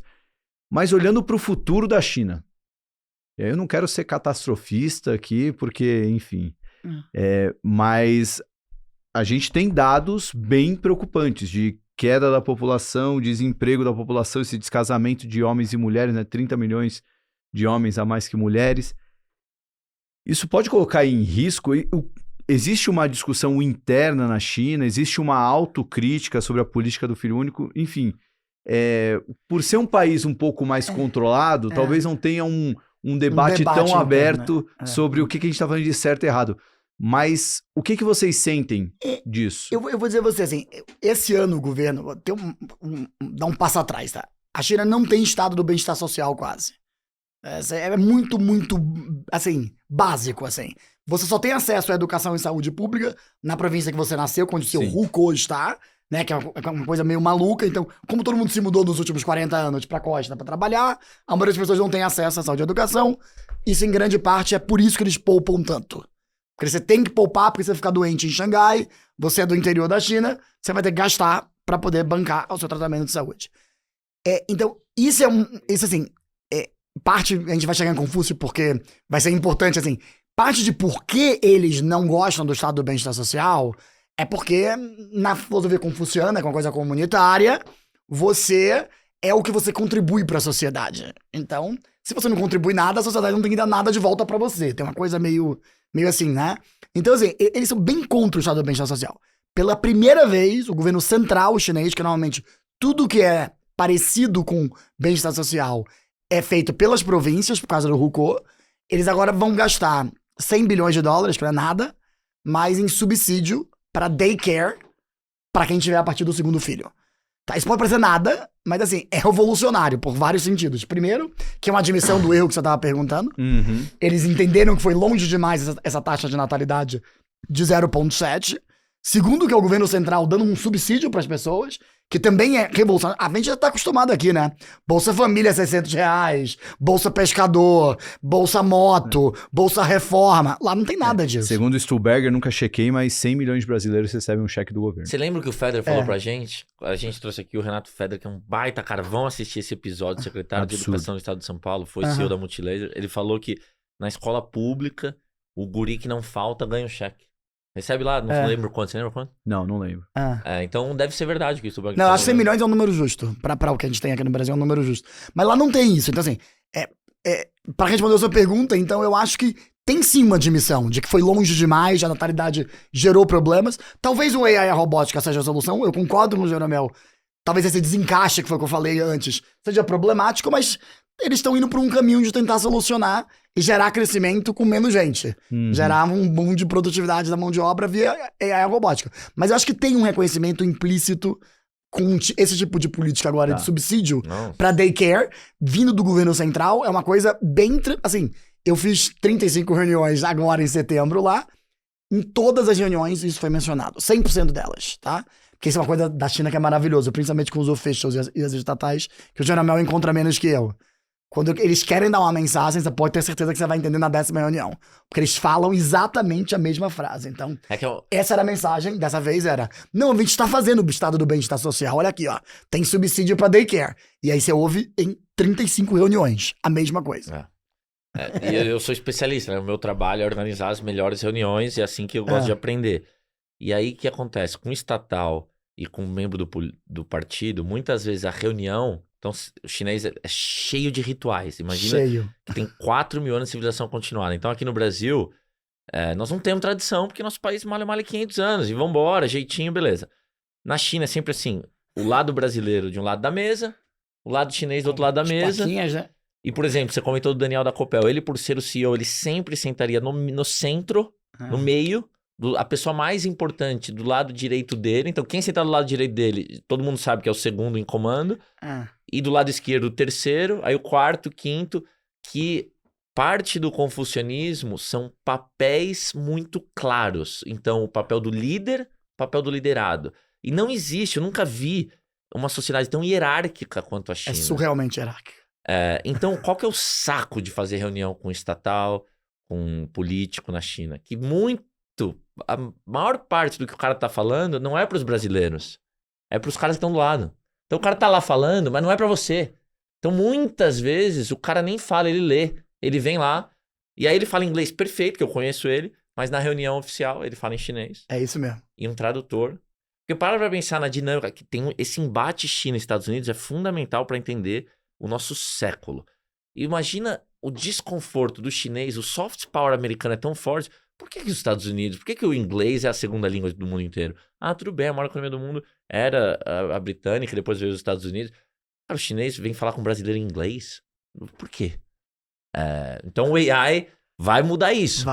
Vai mudar, já tá mudando, já tem reunião, o cara, não, toma aí, ó. Daí ele fala em chinês e vem um português perfeito. É uma empresa chamada iFlyTech. Os militares americanos já têm isso no Oriente Médio há mais de 10 anos, que eles ouvem os árabes falando e já vem em inglês. Você quer ver pra onde tá indo a política? Olha a parte militar. Porque quem tem a melhor tecnologia ganha as guerras. E o chinês aprende isso. O chinês aprende.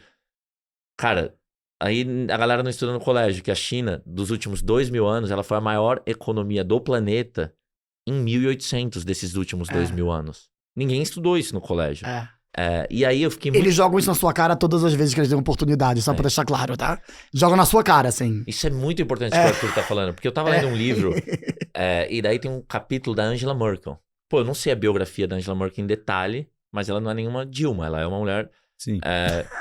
E aí a Angela Merkel fala nesse livro assim, porra, era chato pra caralho. Desculpa, não é assim que ela fala.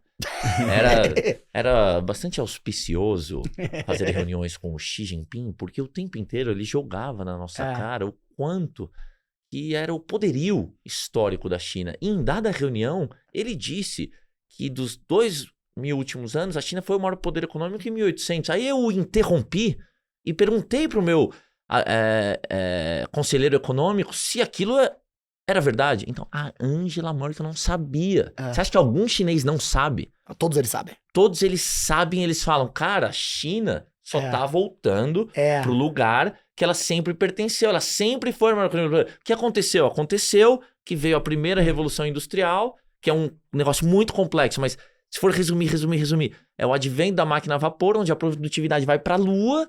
Os britânicos são os pioneiros nisso. Junto com isso, eles têm uma expansão marítima.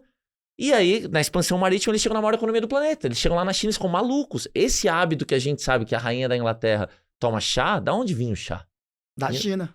A seda, o porcelanato. E aí, os britânicos ficaram malucos e começaram a comprar. Meio parecido com o que o Arthur tava falando do superávit chinês atual, que 1,2 trilhões de dólares. Se somar superávit de Alemanha, Japão, Estados Unidos, não chega nisso. Não chega. Eles tinham nessa época. Aí a coroa britânica foi lá e falou, cara, eu tô te mandando ouro e prata e recebendo esse monte de porcelanato, seda, chá. Pô, compra alguma coisa. Aí o imperador falou, cara, não é comigo que você tem que falar. É com a minha população. E na boa, seu bochecha rosa aí, você é um bárbaro. Você é inferior. A gente acha que minha população não vai querer nada que você tem pra dar. É assim, que tinha uma arrogância. O nome China em chinês é Zhongguo, é Império do Meio. Por serem os maiores, é meio igual incumbente, empresa muito grande que se acha bambambam e não olha o que as startups estão fazendo e depois é atropelado. Foi isso que aconteceu com a China. Aí os britânicos descobriram ópio. Ópio era proibido no Reino Unido inteiro, era proibido nos Estados Unidos, que era colônia britânica, era parte da coroa britânica, do Império. E aí eles foram e falaram, cara, ópio, vamos socar ópio nos chineses. Os chineses nunca tinham visto ópio. Inundaram a China de ópio. Xangai parecia Walking Dead. E aí, o que o imperador fez? Falou, cara, isso aí não é legal pra minha população, tá proibido o ópio. Foi lá, tá proibido. Continuaram vendendo. Ele mandou destruir várias embarcações da coroa britânica que chegaram no porto de Xangai, que era a porta de entrada. Aí os britânicos, os comerciantes, foram pra coroa britânica e falaram, cara, eu te pago um monte de imposto pra me proteger. Esse é o nosso deal. Você tem que ir lá agora e pelo menos me pagar o que me destruíram minhas mercadorias. Aí a coroa britânica foi lá falar com o imperador falou, cara, eu falei que tava proibido, você trouxe, você não vai pagar, nós vamos ter que fazer uma guerra, você tem certeza? Aí na soberba do chinês, de ser o maior do mundo, que era, falou, cara, você quer guerra comigo? Beleza, vamos lá. Aí não é que a China perdeu, não foi uma derrota, não foi 7-1, foi 70-1, porque eles produziam arma à mão, eles não tinham passado pela primeira revolução industrial. E aí, quando ele é destruído, o imperador, para se manter no poder, cede 7 portos, fala, cara, faz o que você quiser nesses portos aí, e cede uma ilha em perpetuidade, que é Hong Kong, que vira parte da coroa britânica até 1997, quando devolve, que não faz sentido, só tem chinês aí, como é que é parte da coroa britânica? Então, todo o cidadão chinês sabe que ficou para trás em tecnologia, perdeu uma guerra, que daí ele começou o século da humilhação. Xangai é chamada da Paris do Leste, por quê? Então, em 1842, a China perde essa primeira guerra do ópio, e de 1842 até 1949, o chinês aprende que ele foi humilhado, subjugado. Cara, tem um museu novo do Partido Comunista Chinês, lá em Xangai, que mostra o que era a bandeira da polícia de Xangai no começo do século passado. Sabe o que era a bandeira? Tinham 17 bandeiras de povos, principalmente europeus. Então, a polícia de Xangai existia para proteger os gringos dos chineses. O bairro mais legal de Xangai, que você vai lá e você vai ficar maluco nesse bairro, você vai falar, meu Deus do céu, chama Ex-Conceição Francesa. O French Concession. O bairro... É que o pessoal às vezes fala, esquece o ex. Ainda chamam de French Concession, que era uma concessão francesa, era a França. O bairro que você vai tomar umas cachaça comigo lá, que a gente vai ver o Pudong do outro lado, é tudo construção... O Bund. É tudo construção britânica. O bairro ao lado, aí é uma trip muito louca, que tem lá uma bandeirona da Rússia, tem lá o consulado da Rússia, era dominado pelos russos. Tem uma parte que era dominada pelos holandeses. Nós vamos tomar cerveja lá, a cerveja de lá é de Qingdao. Por que é cerveja de Qingdao? Que Qingdao era parte da Alemanha. É uma cidade gigante perto de Pequim, portuária do caralho. A maior cervejaria da China vem de lá, chama Qingdao. Aliás, foi comprada pela ABI. Por que é de lá? Porque era Alemanha, os alemães... Então, o povo chinês entendeu, cacete, ficamos para trás numa revolução tecnológica, que foi a primeira revolução industrial, ficamos lá. Xangai, Paris do Leste, era, desculpa, não sei como falar isso, era o bordel do mundo. Foi a primeira cidade da Ásia a ter iluminação pública, foi a primeira cidade a ter uma bolsa, mas assim, a galera ia lá pra detonar. Porque era uma cidade-porto que não fazia parte do império, então era uma free zone de imposto também, né?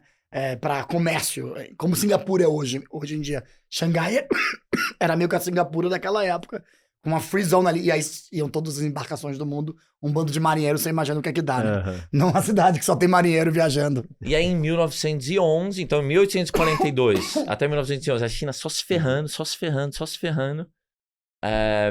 cai o último imperador, que o pessoal fala, pô, que isso, cara? Como assim? Os franceses estão vindo aqui, os alemães, os holandeses, os britânicos, todo mundo detonando o nosso país.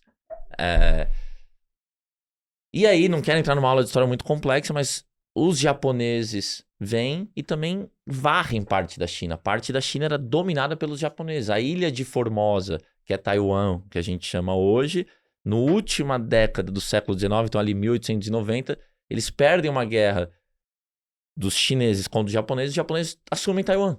Aí vem a Segunda Guerra Mundial, os japoneses dominam grande parte da China. Pequim, o nome em inglês é Beijing. Beijing significa capital do norte. Naquela época a capital era Nanjing, capital do sul. Cara, o que os japoneses fizeram em Nanjing, tem lá um museu que eu não recomendo, que assim, fui em um museu em Israel, na Alemanha, você sai do Holocausto e você se sente mal pela raça humana. Você sai do museu de Nanjing, você sai odiando os japoneses. É um negócio diferente, a rivalidade que eles têm, nós não temos, porque é muito recente. E aí, quando os japoneses atacam Pearl Harbor, maior atentado em solo americano desde então, matam mais de 2.000 americanos, os Estados Unidos decidem entrar na guerra, eles não soltam só 2 bombas atômicas no Japão, eles mandam milhares de bombas incendiárias, eles detonam com o Japão. Detonam. Então, os japoneses batem em retirada da China, e aí a China fala, pô, desde 1842, Passaram 100 anos já. Finalmente, agora não tem nenhum povo estrangeiro aqui em massa dominando e subjugando a nossa população. Acha que ia ter paz? Não, tem uma guerra civil. Guerra civil dos comunistas liderados pelo Mao e dos nacionalistas liderados pelo Chiang Kai-shek. Eles ficam lá nessa guerra até 49. Em 49, o Mao, de maneira miraculosa militarmente, ganha essa guerra. E o Chiang Kai-shek foge para Taiwan. E o Chiang Kai-shek foge para uma ilha, só para não morrer. Claro que ele não foge sozinho, ele foge com milhares de apoiadores. O Museu de Taipei tem obras. E aí ele foge para Taiwan. A bandeira de Taiwan hoje era a bandeira que era a bandeira da China até 49. Na verdade, legalmente, Taiwan é Republic of China. E a China, que a gente chama de China, é People's Republic of China. Mas, tecnicamente, é Republic of China, Taiwan. Então, desde 49, o que o Chiang Kai-shek fez? Mudou para essa ilha aí. Falou, cara, vou ficar aqui nessa ilha, apoiado pelos americanos, porque ninguém acreditava que Lembra? Contexto de Guerra Fria no mundo, pós-Segunda Guerra Mundial, comunismo capeta. E o Partido Comunista Chinês liderar a maior população do mundo, o Chiang Kai-shek pensava, cara, eu vou ficar de buenas aqui, sobrevivi. Em algum momento os americanos vão derrubar os comunistas e aí vão precisar colocar, não vão botar uns bochecha rosa aqui, vão ter que botar chinês. E aí eles me colocam. Então, desde 49, Taiwan e China concordam que só existe uma China. Eles não concordam quem deveria estar no poder. Uhum. E aí, fast forward para hoje, você olha lá, é uma das páginas mais importantes que estão acontecendo no mundo, porque todo ano Xi Jinping fala Taiwan must and will be reunited. Taiwan deve e será reunificada a China. E por que isso é tão importante do mundo? Não é porque tem os chips mais avançados do planeta vêm de lá, então se acontecer alguma situação bélica lá, você não vai conseguir comprar carro do mais avançado, você não vai conseguir comprar smartphone, a gente vai voltar no tempo. E talvez fazer chips seja o negócio mais complicado que o ser humano já fez. Então isso é de extrema importância. E Salomão, se aparecer alguém aqui falando com precisão, que sabe quando vai acontecer, foge desse ser humano, cara, porque ninguém... Eu acho que o Xi certamente quer tomar de volta, no final do 4º mandato dele, ele quer dizer, eu reunifiquei a China. Porque ele é muito nacionalista, ele vem de uma família de militares, ele sente como... Taiwan é como se fosse, assim, a derrota na cara dele, assim, sabe? Tá ali ainda, eles não ganharam a guerra de verdade, porque não ganharam deles até o final, né? Mas eu acho que a minha sensação é que eles vão tentar ir pra um meio político. Vai ter eleição em Taiwan em 27, o PQK, que é o partido que é anti-China, que tá no poder há 2 mandatos, tá muito pouco popular. Se o partido de oposição vencer com um partido super pró-China, eu acho que o Xi acha que ele consegue fazer alguma coisa por ali. Eu acho que militar, realmente, eu acho que o mundo é meio contra ali. Apesar que, assim, honestamente, se os Estados Unidos continuar na doutrina Trump de foreign policy, de política externa, pelos próximos anos, se em 10 anos as fábricas de chip no Arizona, que estão sendo construídas agora, suprirem a necessidade americana, eu acho que acabou a entrega a Taiwan, porque os Estados Unidos não ligam mais para defender democracias no mundo. Então, Taiwan tem que se proteger de verdade, né? Acho que vai ser uma coisa interessante para a próxima década. Isso é muito importante, porque no mundo o pessoal não entende o Partido Comunista Chinês. O Xi, ele não é só o líder do partido, ele é o líder do judiciário, do executivo, do legislativo. E o PLA, People's Liberation Army, foi fundado como o exército do mal. Porque era uma guerra civil. O exército do Mao Tse Tung. Mao Tse Tung. Não achar que é o exército malvadão. Não, malvadão não, do Mao Zedong. Do Mao Tse Tung. Isso. Que é Mao Zedong ou Tse Tung, é o mesmo, é só a grafia. É porque chinês é tão difícil que a maioria dos chineses tem um nome ocidental e um nome chinês. Então é Mao Zedong ou Mao Tse Tung, é o mesmo cara. Beleza. Então o exército do Partido Comunista. Obrigado. Não é do Mao. Não é o exército do malvadão. Não é o malvado, é do Mao Tse Tung. Do Mao Zedong, do Zedong. Beleza. Então era um exército sumariamente terrestre para ganhar uma guerra civil. Esse exército, o número 1 do exército, geralmente, na maioria dos países, é separado. Tem uma separação de poderes. Na China, não. E, por exemplo, o próprio Xi, o próprio Hu Jintao antes do Xi, antes de ser o líder supremo do partido, o principal cargo que ele teve foi vice chair do órgão que é o órgão que toma conta do exército. Então é tudo embaixo ali. Então é importante entender o exército chinês. Eu espero que não precise ser usado, mas a população chinesa trata Taiwan como a gente trata a Amazônia. Imagina alguém vir aqui e falar, a Amazônia não é do Brasil. Cara, como assim? Sempre foi? Então não tem Brasil. Então ainda mais agora, com o Xi no poder há 3 mandatos, indo pro 4º, provavelmente, que ele tem essa visão nacionalista da União Nacional, essa visão se solidificou mais ainda. Mas deixa eu só contar uma história sobre essa coisa de 4 mil anos, que foi muito boa. Em 2015 eu tava lá, eu fui falar, tipo, com o presidente do Exim Bank, né? Tipo o Ben 10 de lá. E eu perguntei assim, poxa, mas vocês financiam empresa que rouba propriedade intelectual? Porque lembra que no começo você levava a tecnologia pro chinês, o chinês roubava, fazia uma fábrica e começava a exportar, né? Aí ele olhou pra minha cara e fez assim, a civilização chinesa tem 4 mil anos, a lei de propriedade intelectual tem 120. E não falou mais nada, tipo, foi a resposta dele pra mim. Só pra dar mais um exemplo de como eles enxergam o Ocidente e o papel deles diante do Ocidente. É fascinante, assim. Eu acho que a gente no Ocidente não tem a menor ideia, assim, até você ir lá, e eu acho que é por isso que você tem que ir lá também. Eu não vou te levar, mas eu sugiro que você vá com ele. Não, já vou levar o Arthur com a gente. Vamos fazer o bonde da China aí. Não sei quem vai, só sei que eu vou. Cara, tem tanta coisa pra falar ainda, mas eu tô preocupado com o horário, mas eu vou deixar um gostinho de quero mais pro próximo papo. Só ótimo. Ia deixar uma sugestão. Eu só não sei como eu vou encontrar esse podcast aqui, mas teve um podcast que eu vi esse ano. Foi uma economista chinesa que escreveu um livro. The New China Playbook. The New China Playbook. Ela é filha de um cara muito importante do partidão lá. E você viu o podcast dela com um americano que, assim, eu acho que é legal, depois de ver esse episódio, ouvir essa conversa, porque você sente um clima hostil o papo inteiro. Porque o americano já na primeira pergunta fala alguma coisa sobre o chinês conheceu os Estados Unidos, ela já rebate falando algo como... Pô, mas se o americano, um monte de americano vem dar opinião sobre a China, nunca botou o pé lá, por que a gente não pode falar? E a gente que vem pra cá não pode falar, enfim. Você sente um clima hostil a conversa inteira, assim, acho que... E acho que vai entendendo muito da sociedade de maneira geral, né? Um país de 4 mil anos que tá... E, cara, desse papo aqui, achei... Essa parte final dessa aula de China, achei incrível.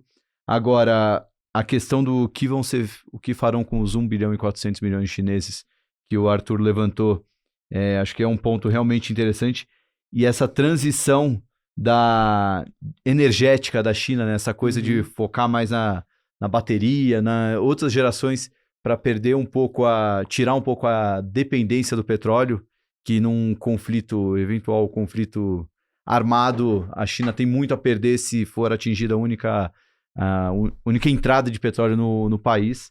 Acho que são os pontos mais interessantes aqui que eu achei. Fora as outras histórias e curiosidades aí, achei incrível. Cara, daí tem muita derivada. Por exemplo, esse negócio dos... Você deve ter ouvido falar do shipping building, capacidade de construção de navio. Mais de 51% de todos os navios do mundo são construídos pelos chineses. Os chineses constroem mais de 25 milhões de toneladas de navio. Os Estados Unidos só 73 mil toneladas. Então... Nessa parte, é outra escala. Só que daí é um jogo muito difícil falar dos militares, porque nos Estados Unidos o orçamento é muito maior do que na China. E a indústria bélica americana fica indo lá no Congresso e fala, olha aí, a China está na nossa frente. Por quê? Será que é para realmente melhorar a capacidade de ganhar uma eventual guerra? Ou será que é só para ter mais budget? E o chinês não precisa ficar dando justificativa pública. E daí é muito difícil. Então, essa parte militar, a gente vê grandes revoluções rolando. No primeiro mandato do Xi, ele expulsou, ou sumiu, não dá pra saber direito, 3 grandes líderes do exército. Bom, ele expulsa e some gente toda hora. O Xi é conhecido. Esse ano mesmo, 3 governadores de província sumiram. Eles também sumiu... Mas assim, quando fala sumiram, eles estão vivos? Não sei. Não sabe? Não sei. Caramba. É diferente o sistema lá, que nem a gente falou do Jack Ma na última vez. O Jack Ma deu uma sumidinha, eles chamam... Mas é isso, o Jack Ma sumiu. Mas que o Jack Ma não dava pra matar o Jack Ma, né? Que ia ser o Big, assim, eu acho. Mas governador de província, que tá meio saidinho, ali eu acho que até sumir com o Jack Ma é um sinal pra população inteira. Porque o Jack Ma era talvez o chinês homem de negócio mais famoso do mundo. A Alibaba fez o maior IPO da história da humanidade em 2014. E o Jack Ma, pro povo chinês... Nós nunca tivemos um empresário que significa o que Jack Ma significa pro povo chinês. Só que aí o Jack Ma reapareceu e muito recentemente teve uma reunião dos líderes... Ele teve que dar o Ant Financial basicamente pro governo, né? Queria fazer o IPO lá. Ele sumiu porque ele ia fazer o IPO do Ant Financial. E aí ele sumiu, não teve IPO. Quando ele voltou agora, magicamente o Ant Financial é quase um braço governamental dentro do Alibaba. Mas sim. E a Alibaba chegou a ser a maior empresa da Ásia. Foi dividida, então é igual um conglomerado quando separa. Só que aconteceu um negócio muito emblemático. Foi o seguinte, teve uma reunião, os maiores empresários de tecnologia com o Xi. Na primeira fileira sentou o Ponimada Tencent, que é membro do partido. Sentou o fundador da DeepSeek, que era um cara que tinha um fundo quant. E o Jack Ma tava nessa reunião, ele sentou na segunda fileira. Só que aí tem uma foto do Jack Ma dando a mão pro Xi. Então o que é o negócio? O negócio é que com o OpenAI, revolução do AI, o governo entendeu e falou, opa... Não vou precisar, né? Essas Big Techs, para eu conseguir ganhar o AGI, eu jogar lá em cima, eu vou precisar delas. Então, peraí, volta... Porque a porrada que tinha sido enfiada, e a gente falou um pouco disso da outra vez, do Jack Ma, então vai lá assistir quem quiser mais detalhe. Eu ia falar isso. Mas a porrada que ele deu não foi só no Jack Ma. Foi em todo o setor. Foi um crackdown, foi um chacoalhão, por quê? Big Tech, cara, vocês conhecem muito bem dos Estados Unidos, Mag 7, olha o poder que essas empresas têm. Você acha que eles impactaram quem foi eleito ou não? Pro bem ou pro mal?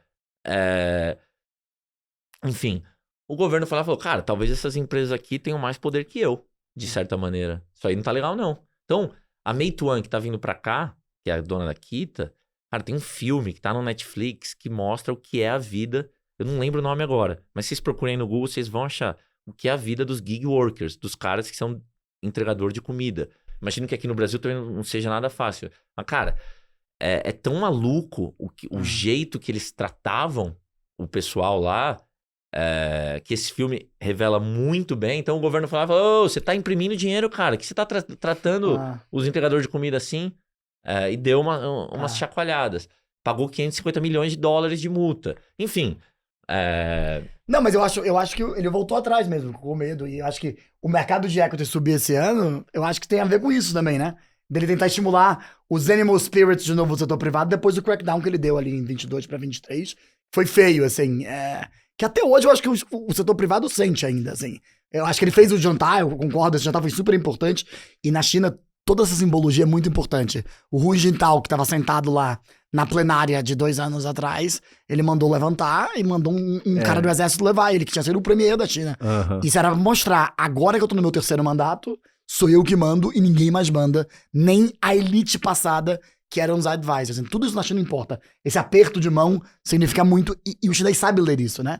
Ele entende, né? Publica a foto, Jack Ma apertando a mão. Então tá, tudo bem. Setor privado tá bem de novo. E eu comecei a falar pra vocês, mas eu não falei a parte mais importante, que a gente começou a falar do trem-bala. Então eu falei que eu tava lá com um grupo, fazendo esses roadshows, e a gente pegou o trem-bala no momento que tava tendo sim. aquela celebração com o Putin, com o Kim, o Celso Amorim foi, grandes líderes do mundo estavam lá. Foi uma parada militar. Eu andei, porque geralmente a gente fica no vagão 1 ou 2 e o bar, é uma lanchonete, fica no vagão 9. Então você vai até o bar para comprar um sanduíche ou para tomar uma cerveja, ou o que for. Então você anda. E eu adoro dar essa caminhada no trem, porque você vai vendo a chinesada em ação ali. E a maioria, a absoluta maioria, tem pouco estrangeiro. Agora, eu acho que vai aumentar muito a quantidade de turista e tudo mais. Cara, assim, mais de 90% das pessoas de todas as idades estavam assistindo a parada militar. Quando alguém aqui já assistiu um pronunciamento? O pessoal do mercado assiste o tempo todo. Infelizmente.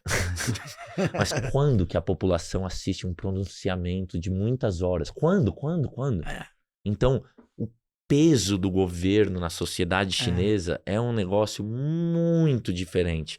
Aqui no Brasil, vocês sabem como uma pessoa a rota que ela é importante. Talvez em São Paulo ela põe a chave do carro na mesa. Talvez ela comenta onde ela passou férias. Vocês sabem como é que é. Alguém querendo mostrar que status. Do jeito que o pessoal mostra status é comentar o quão próximo ele é do poder. Então eu acho isso a parte mais chata. Que você vai eu falo com muita investidor e muita empresa, talvez não conhecida pelo mundo ocidental.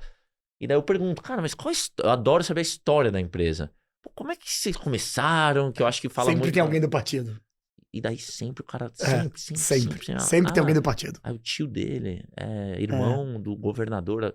E não é que no partido tem um diretório que eu consigo ir lá e olhar e checar.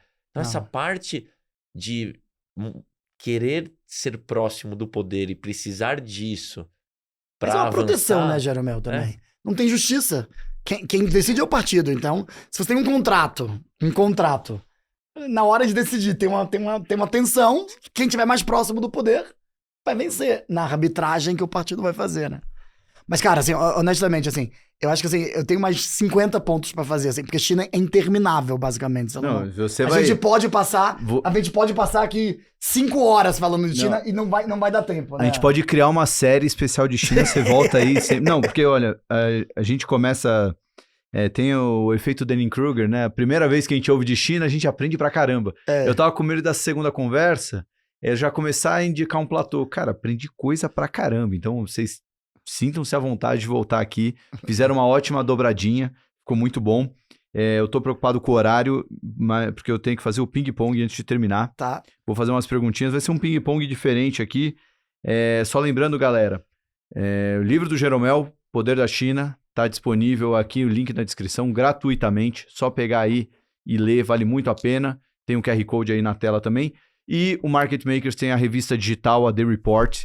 É uma assinatura paga e a terceira edição foi sobre China. Quem assinar recebe 2 livros em casa, então paga mais do que a assinatura, mas também é um projeto do Market Makers para quem valoriza o trabalho da mídia de qualidade. A gente quer voltar a fazer produções de mais qualidade, então um periódico mensal, onde a gente pode trabalhar com mais profundidade, coisa que hoje falta na mídia tradicional, né? Hoje muito hard news, aquela coisa mais apressada. Então a gente quer trazer um pouco mais de profundidade nessas conversas. A gente faz muito no podcast e quer fazer em texto também. Então se você quer apoiar um projeto desse e consumir o que o Market Makers tem também para escrever e não só para falar, assine a The Report. Tenho certeza que você vai adorar.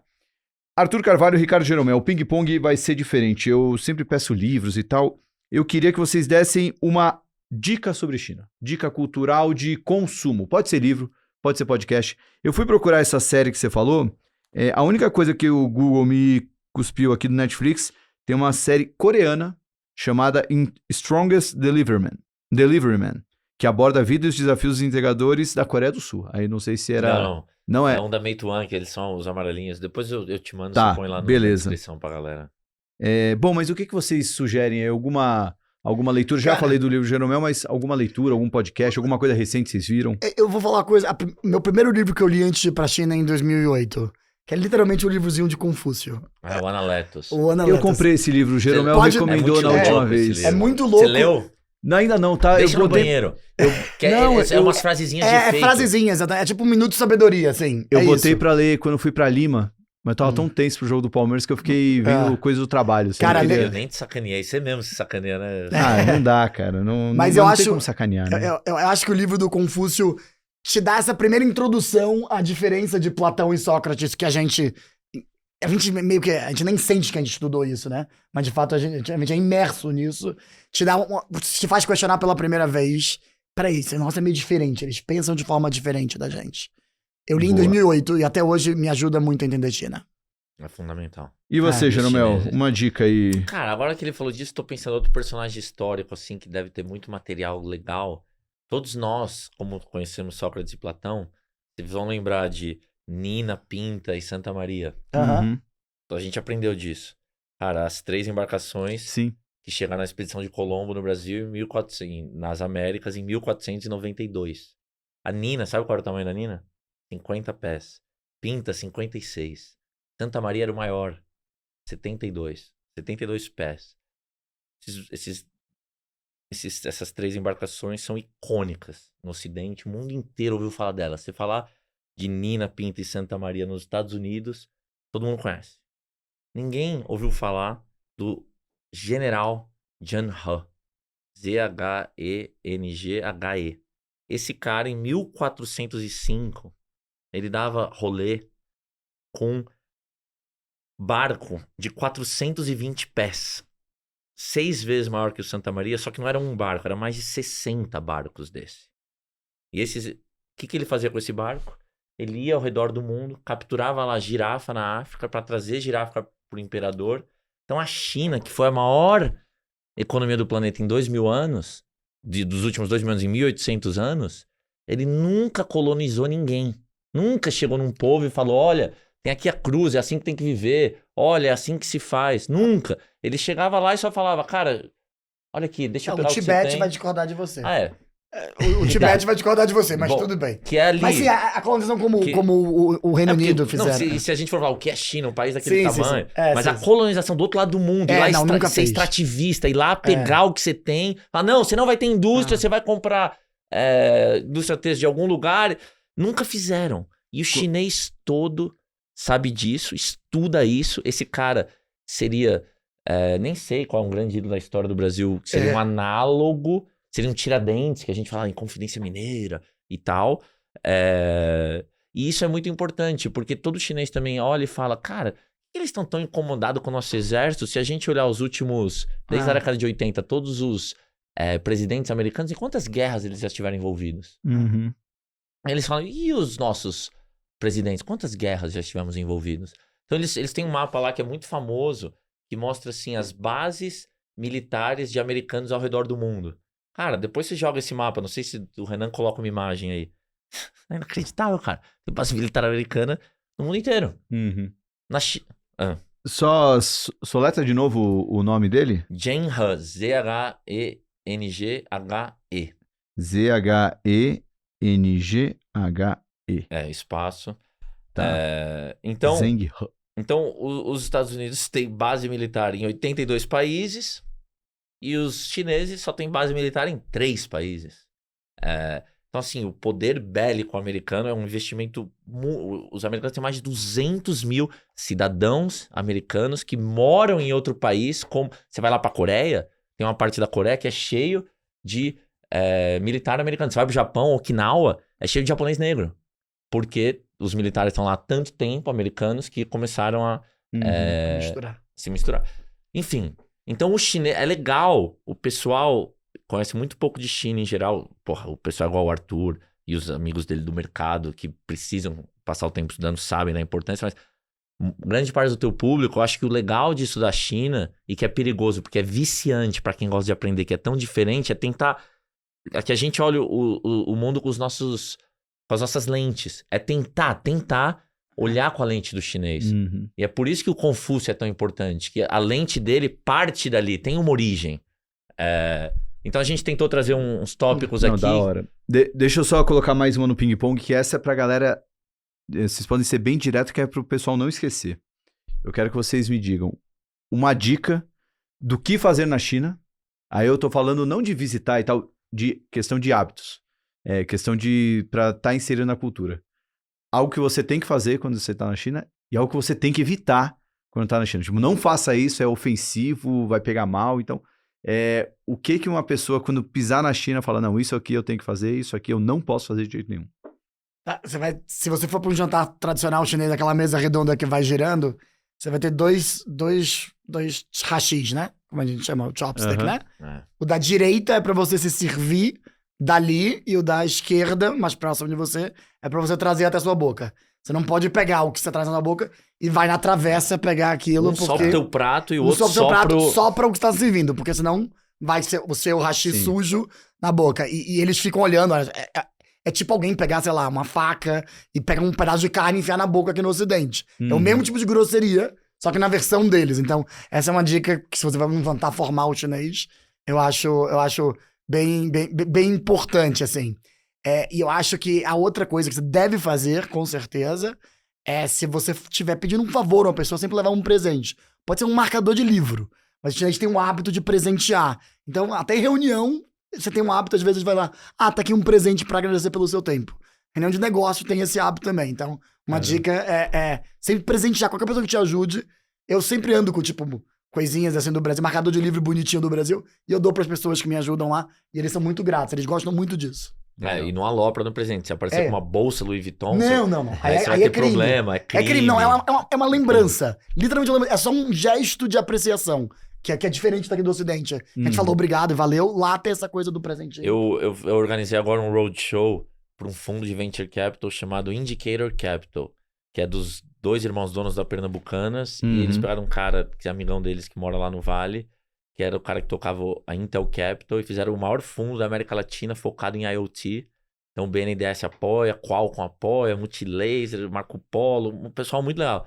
E eles foram, de todos, mais de 1.000 pessoas foram comigo, que fizeram melhor essa parte do presente, que eles pegaram várias camisas do Brasil e escreveram Indicator Capital, e daí eu falei já que o povo gosta tanto de futebol, e cada reunião boa, porque é mais de 30 reuniões, então daí até seja complicado levar, eles davam as reuniões, e até hoje, porque o chinês, ele quer ser amigo antes de fazer negócio, e daí o meu trabalho é ficar sendo amigo. Então, cara, meu telefone não para, o dia inteiro no chat lá, e nego me manda foto, cara. O cara vai sair com o filho lá pra levar o filho pra fazer algum esporte, ele mete a camisa e daí ele lembra.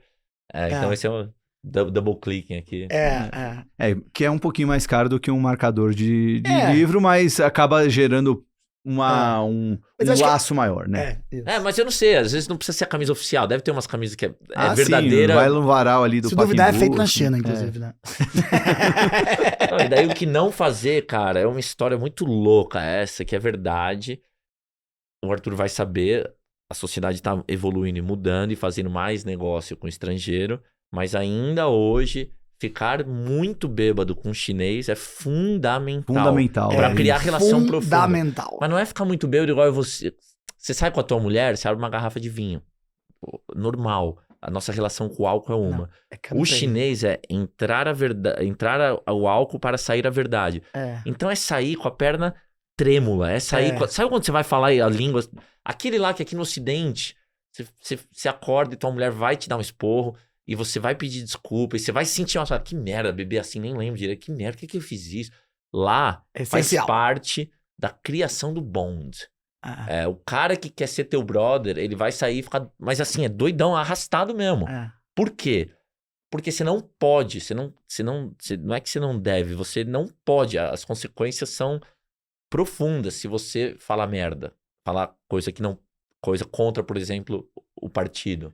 Então você fica doidão pra ver se você é digno da minha companhia, se você não fala mal de ninguém. Tem um contexto lá que é o dar face. Vamos imaginar que eu e o Arthur trabalhamos junto, o Arthur chegou atrasado numa reunião, porque, trânsito, sei lá. Eu falaria no meio da reunião, o Arthur chegou atrasado porque eu pedi pra ele fazer um negócio pra mim e foi de última hora, a culpa é minha, desculpa. Eu dei face pro Arthur. Então esse negócio da face... É muito diferente. Aqui no Brasil, você é muito amigo de alguém, e aí o que acontece? Você fala, cara, sou muito amigo, não vamos fazer negócio junto. Se der errado, vai dar merda, né? Na nossa amizade, Na China, nós somos tão amigos que nós temos que fazer um negócio junto. Então, em primeiro lugar, vem a relação, e para investir em relação lá, geralmente envolve muita cachaçada. Então, o cara não bebe pra tomar uma, pra relaxar e pra curtir a bebida. É beber pra ficar mal. E aí, já complementando o que não fazer... não importa quão mal você tá, não fica perguntando muito de política. Nunca. Não fica perguntando de Taiwan, não fica perguntando de Tibete. Cara, esses assuntos aí, vamos ganhar dinheiro, vamos fazer negócio. Entendeu? Pô, excelente. Encher a cara e não falar de política. Eu adorei a China. Duas coisas que eu não gosto de discutir política em público e beber é sempre bom, né? Bom, muito bom o papo. Obrigado por terem vindo. Espero que vocês tenham gostado. Eu gostei bastante. A gente se vê na China, então, ano que vem, né, Salomão, eu quero falar pra todo mundo aí, cara, que eu falo pra todo mundo. Todo mundo conhece o Joe Rogan nos Estados Unidos. Eu acho que você tem um potencial de se tornar o maior podcaster de negócio, de coisa importante do Brasil. E o que eu puder fazer pra te apoiar. Hoje você não perguntou quem que a gente tem que trazer, que você me perguntou na próxima. Eu pergunto, mas como o horário já tá super certo. estourado... Então, cara, Mas você tem alguém pra indicar? Tem infinitas pessoas. Então é porque...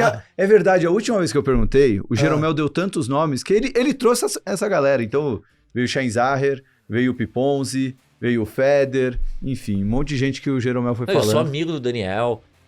eu não sabia que, enfim... O Slaviero? É até chato eu falar, porque vai ter cara... Porque eu não sabia, cara. Eu não conhecia o teu trabalho tão profundamente. Porque a primeira vez que você me chamou, eu não pude vir, eu recomendei o Rui. O Rui é um cara pra voltar, ele é um fenômeno. Rui Cavendish. É que ele tá morando em Londres. Quando ele estiver no Brasil... ou então você vai lá fazer um... vou, tá baratinho. A caminho.